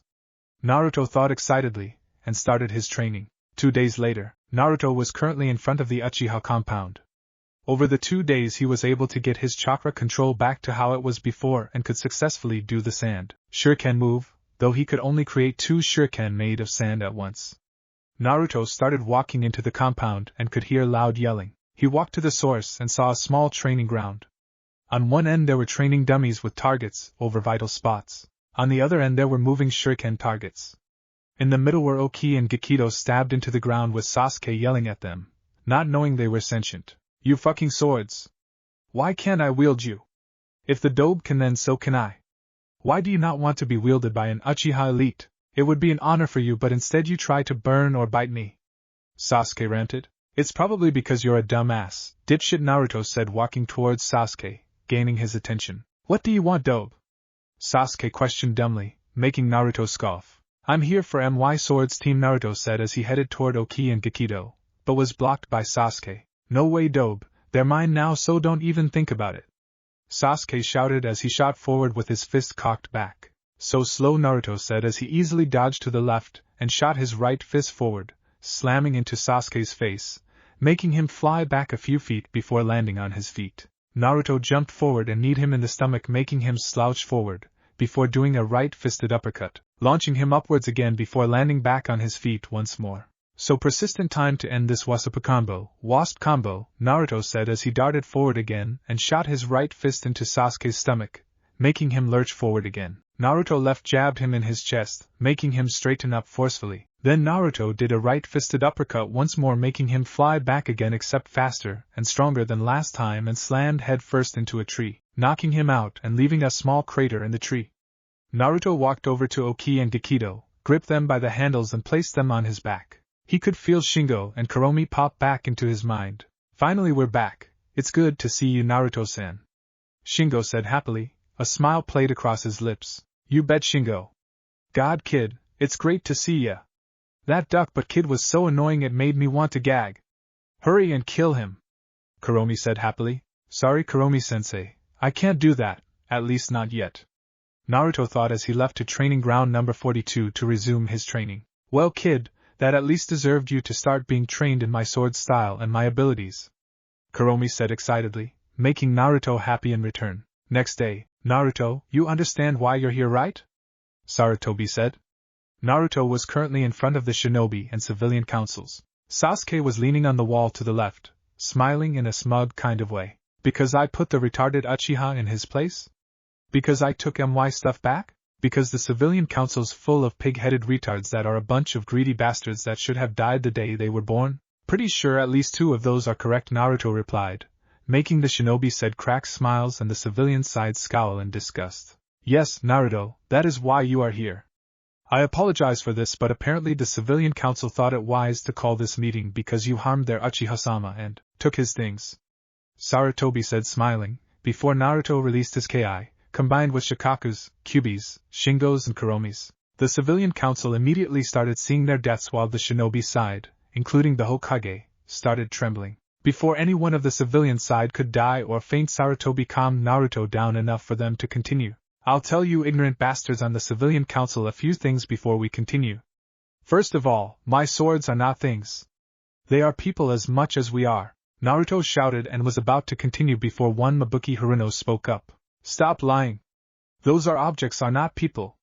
She screeched, causing everyone to cover their ears in pain. Really, well then I guess I should bring them out for you to see then, Naruto said, and before anyone could say anything he finished his hand signs and shouted Kuchios no Jutsu, Oki, Gekko, summoning Jutsu, Gluttony, Wrath. After those words left his mouth and he slammed his hand on the ground, 2 complex summoning arrays appeared and disappeared into puffs of smoke. Once the smoke cleared, it showed Shingo and Kuromi in their demon forms. Naruto-sama, why have you summoned us? Shingo questioned in his demonic voice with the mouth on his stomach opening, showing the red-eyed ball in all its glory, scaring both the civilian and shinobi councils, except for the Hokage of course, since he already knew of them. Apparently these people don't think you're human. I'm sure you know this because you reside in my mindscape. I summoned you to prove them wrong, Naruto said. When he finished, Shingo and Kuromi transformed into their human forms and turned around to face the council. Which one of you bastards called us non-human?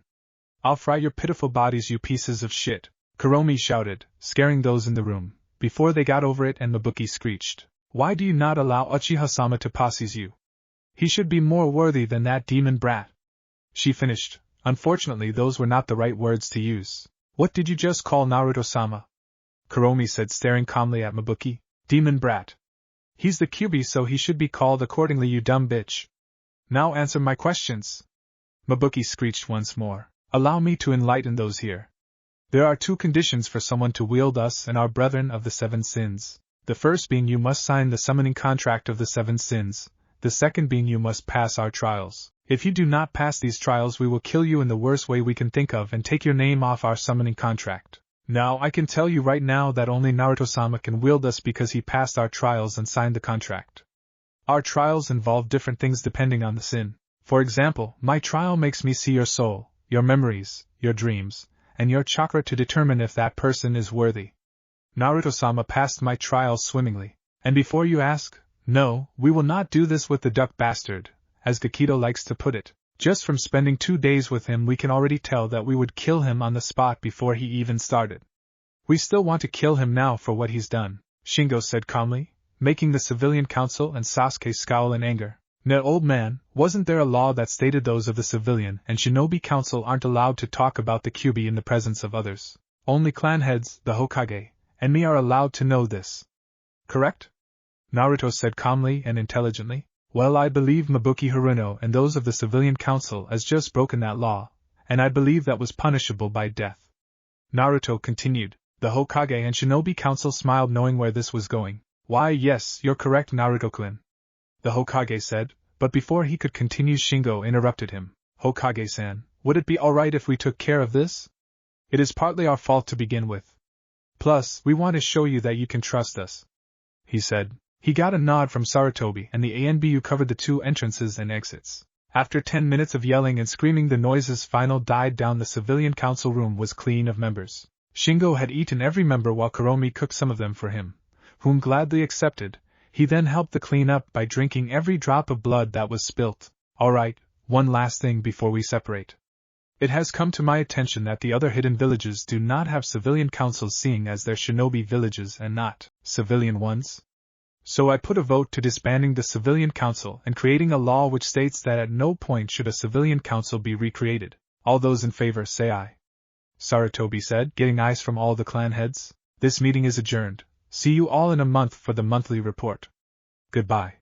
Sarutobi finished and everyone filtered out. Chunin exam finals. After the event that happened at the council meeting, that law was created and Naruto went back to training. He started learning Kuromi's sword style called Akari no Akari, Wrath's Anger, which involved 2 different styles.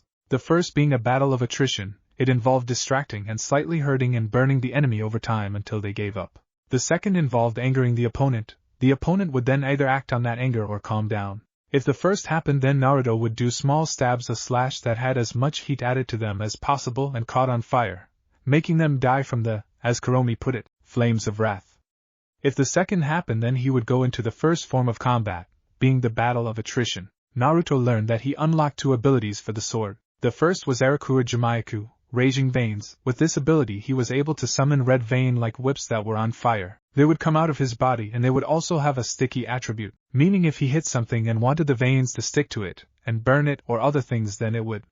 They would only let go of something if Naruto wanted them to. With this ability he was able to start creating his own sword style with Gekko, which involved throwing and manipulating Gekko, while he personally wielded Oki. The second ability was called Haritsuku no Hano, Flames of Crucifixion. This ability would give Gekko a special property where if the person was slashed with Gekko while the ability was active, then flames would slowly spread from that spot. The flames couldn't be extinguished no matter what, and it would also cause an immeasurable amount of pain while it spread. Also during that time he awakened Gekko, and he could honestly say that her awakened form was weird but cool.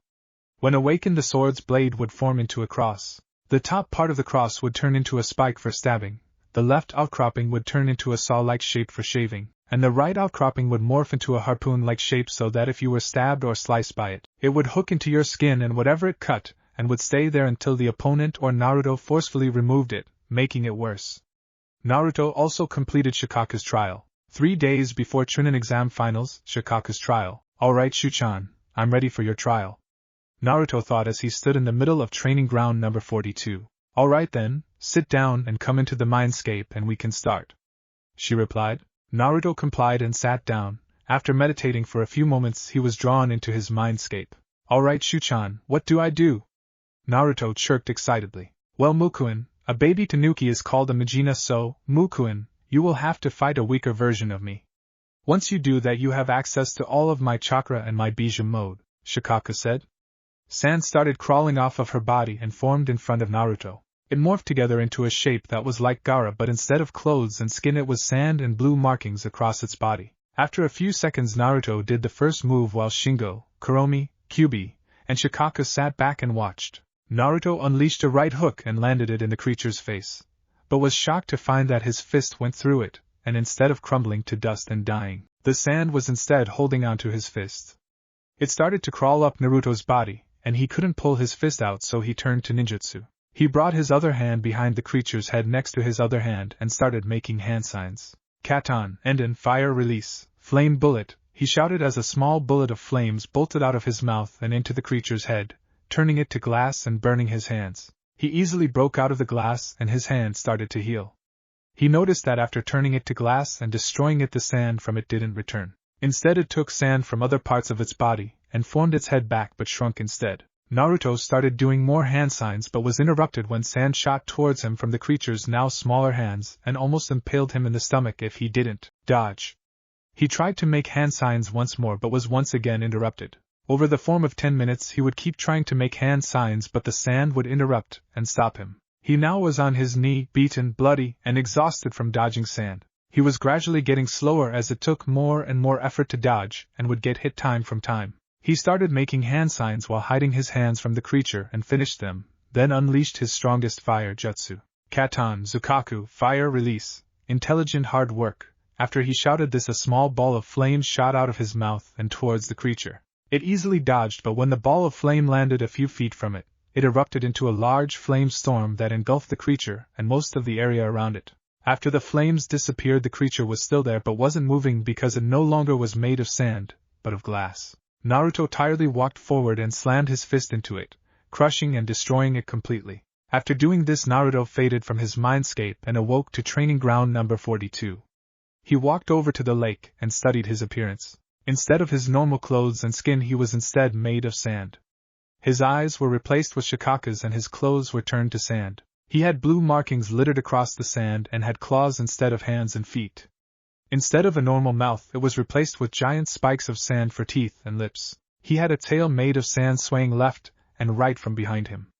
Think of Gaara in his half-Bijou state, but the sand covered his entire body and it is skinnier. Cool, Naruto thought in awe. I know, you can turn it off by cutting off my chakra. You enter my Bijou mode by focusing on my chakra and letting it flood your body. Also, you can now control my chakra cloak too. I'll teach you how to manipulate sand, the sand that your form's made of, and the jutsu for it. After that you'll have to make up your own jutsu and forms. Shikako said and explained. Back to day of finals. After that day he started learning how to control his forms, the sand, and Shikako's chakra. He had decent control but could only control a small amount of sand that wasn't his body. He also learned that in that form he was like the creature he had to fight. The only way to kill him in that form was to completely turn him to glass and destroy it. They also learned that in that form if there was even a single molecule of sand from his body that still survived, then he could reform his body no matter what. The more of his body that he lost, however, the longer it would take for him to reform. He also could draw sand from the earth and grind the earth together to create it, meaning he could reform parts of his body if he lost them almost instantly. He could also add on sand to his form, letting him grow in size. But the bigger he got, the harder it was to control the form without it falling apart. Naruto was snapped out of his thoughts thanks to the Proctor Menma. Alright, any questions before we begin? He asked, studying the genin in front of him. He saw Naruto raise his hand and pointed at him. Who's fighting who and what happens when we win? Naruto questioned, making the others groan. Alright, I'll tell you, but this is the final time. The matches are Naruto Uzumaki vs Shino Aburame, Niji Hyuga vs Kira, Haku Momochi vs Temari no Sabaku, Fu vs Sasuke Uchiha, and finally Shikamaru Nara vs B. The rules go like this. The matches will continue until one of the fighters die, are knocked out, forfeit, or I call the match. After the matches are finished, then the 5 final winners will engage in a 1v1v1v1v1 free-for-all. Remember that even if you win, then you still have a chance of not being promoted. Vice versa for those who lose. Are you all ready? Menma questioned and explained. He got a nod and signaled to the Hokage. The Hokage was currently in a booth above the stands with Materumi the Mizukage, I the Reikage, and Kongo no Sabaku the Kazekage. Sarutobi moved to the end of the railing and addressed the crowd. After his speech that Naruto tuned out, the matches began. Would everyone except Naruto Uzumaki and Shino Aburame please leave the field? Menma said. After everyone left, he looked towards the two who stayed and said, Hajime, hello Naruto-san, I realize that I have a strong chance of losing this match, but I have to show that my clan and I are still powerful. I hope that I give you a good performance. Shino said while sticking his hands forwards as his Kikaichu flowed out his sleeves. Agreed Shino-san, out of all the rookies I believe I respect you more than the others, seeing as you actually take your training seriously and respect others. You also have an impressive intellect and know not to tell others your techniques like a true ninja. I'm sure you'll be more than good enough and will give me better than a good performance. Naruto said as he drew Oki. Drawing Oki this early, it seems you will be taking me seriously. You honor me Naruto-san. Shino said before sending his bugs towards Naruto. Naruto shouted Fido, feed, and slashed while pushing wind chakra through his sword causing a mouth to appear and suck in the bugs. Naruto shouted Mezame, Oki, awaken, Gluttony, and his sword snapped to life as he ran forward. He slashed through Shino and found he was a bug clone. The bugs stuck to him but Naruto forced some of Shikako and Kyuubi's chakra through his system, killing the bugs with the supposed corrupted chakra. Naruto shot forward towards the only tree in the arena and cut it down. As it fell you could see Shino behind it disperse into bugs and reappeared in the middle of the arena. Naruto started making hand signs. Futon de Tapa. Wind release. Great breakthrough. After he shouted this he thrusted his hands forward and wind started darting everywhere violently. Naruto activated his Akuma no Mi, Demon's Eye, and showed his eyes activated eye. It also showed his fully formed third line the shot downwards. The third line allowed him to see Tenketsu points and granted him another affinity, which turned out to be Right-Un, lightning release. Everything started to move in slow-mo for Naruto, and he darted forward while Shino was distracted. He arrived in almost an instant, and had his sword to Shino's neck with one of the mouths licking his neck hungrily, making him shiver in disgust and fear. When the wind died down, I forfeit. Shino shouted and the sword was immediately removed from his throat. Winner, Naruto Uzumaki. Menma shouted making some of the crowd roar, the crowd, the Kages, and all the ninja realized that most of the crowds who were from Konoha were instead scowling in disgust. This confused some if not most of those there. The Naruto boy has a lot of skill. I think he deserves Chunin rank. Mei Terumi said as she studied the boy. Indeed, though I am at liberty to tell you that he wasn't even trying in this match from what I've seen him learn recently. Sarutobi said surprising the other Kages. What do you mean? I questioned curiously. I believe you might find out during that final match. Sarutobi said as the other Kages sat back into their seats and studied the arena. Wake me up when it's time for the final match.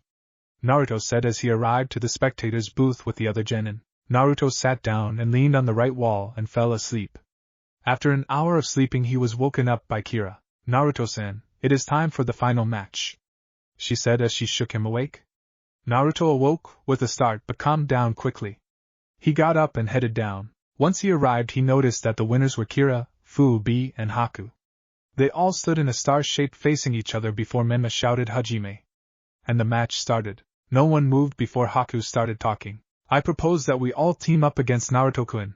I believe he is the strongest of us here and it would leave a better chance for all of us to show what we can do, she said. She got 3 nods in agreement, and they all faced Naruto. I see, you're going to try to take me out first, smart choice. If you force me enough I might just get serious, Naruto said, trying to rile up the others. His plan didn't work as no one got angry. He drew Gekko and got into his stance for dual wielding. So you're still not going to take us seriously? Fu said slightly ticked. I wouldn't say that, Naruto said as he threw his sword towards B who blocked it easily. Before they all noticed the red veins stuck to it, and started slashing at B. Naruto drew Oki and charged towards Fu. She was caught off guard and was hit with the back end of his blade, launching her towards the wall of the arena. Haku shot Sanban towards Naruto which were easily blocked as he shouted Mezame, Oki, Gekko. Awaken, Gluttony, Wrath. Oki snapped to life as Gekko morphed into its crucifix shape. Naruto shot towards Haku and hit her with the back end of the blade as he blocked and sliced at Sanban while Gekko tried to stab into B. B easily blocked the sword with one of his 7 but was shocked when his sword almost melted in half. He flipped back and tried to slice at one of the veins. He snapped one but it easily regrew. He channeled some of his Biju's chakra into his arm and grabbed Gekko by the handle as it tried to saw him. The flames were unbearable but he stuck through. He channeled some of his Biju's chakra into his hand and threw the blade before he stabbed it into the ground, subduing the blade and making Naruto release the veins as the chakra tried to channel through them. Haku tried throwing some water needles at Naruto but they were blocked easily as Kira tried to punch him but was dodged. B and Fu shot forward towards Naruto with their fists cocked back as they darted towards his left and right sides. Naruto blocked his left side with Oki and gripped Fu's fist on his right as Kira and Haku tried punching him from the front. Suddenly Sand sprouted up and blocked Haku and Kira's fists as they were forced to back-flip away. B channeled some of his Biju's chakra into Oki, making Naruto kick B away and stab Oki into the ground. He threw Fu away towards the wall. It seems I can't use my swords currently. Guess I should get semi-serious, Naruto said as beige-colored chakra started covering his body. Once it finished its process, a beige chakra cloak was formed with tanuki ears and a tanuki tail. This surprised Haku and Kira slightly. Before they noticed, green chakra started covering Fu into a green chakra cloak with one bug wing behind her. Brown chakra started covering B and formed into a brown chakra cloak with one tentacle-like tail with suction cups formed behind him, and two bull's horns formed on his forehead. Haku and Kira shouted, "I forfeit!" at the same time and darted from the arena into the spectators' box, both knowing they can't beat those currently in the arena. Seems you both know how to control your chakra. I have a proposition for you both after this is over, but for now, let's have fun, Naruto shouted as B and Fu disappeared from sight and reappeared in the middle, Naruto blocking Fu's fist with both hands as B's fist landed into Naruto's face, launching him into a wall. Naruto crawled out easily and started talking again. Alright then, time to get serious. Bija mode, Shikako! Naruto shouted, shocking the two and the Kages. Sand started to form around him and engulfed him, creating his Biju form, and stood there studying the two. Hokage-sama, how does that boy have Shikaku's powers? The Kazekage shouted in outrage. It seems you were failed to be notified about what transpired at the second round of the Chunin exams. You see, Naruto has the ability to absorb other Biju. It seems some is able to hold more than one Biju if the first Biju sealed into them allow you to. Naruto took Gaara's Biju after Gaara willingly agreed for him to take it. Naruto now has both the Ichibi and Kyubi. Don't worry though, apparently your son will still have the same abilities as before but to a lesser scale unless he trains in them, Sarutobi explained, shocking the other Kages there. Perhaps I should bring him to my village. It seems the Sanbai was released and is in hiding. I don't wish to thrust the Jinchuriki life on any of my villagers, and if Naruto-san is willing then I will allow him to absorb the Sanbai, Mei said aloud, once again shocking the other Kages besides Sarutobi. I'm sure Naruto-kun wouldn't mind. It seems he has a goal for gathering the Biju. He also said that once he has finished said goal all the Biju will still exist, and if he wanted and he accepted, he could return them to their original containers stronger than before. Sarutobi said, calming the others down. They all focused their attention back on the match.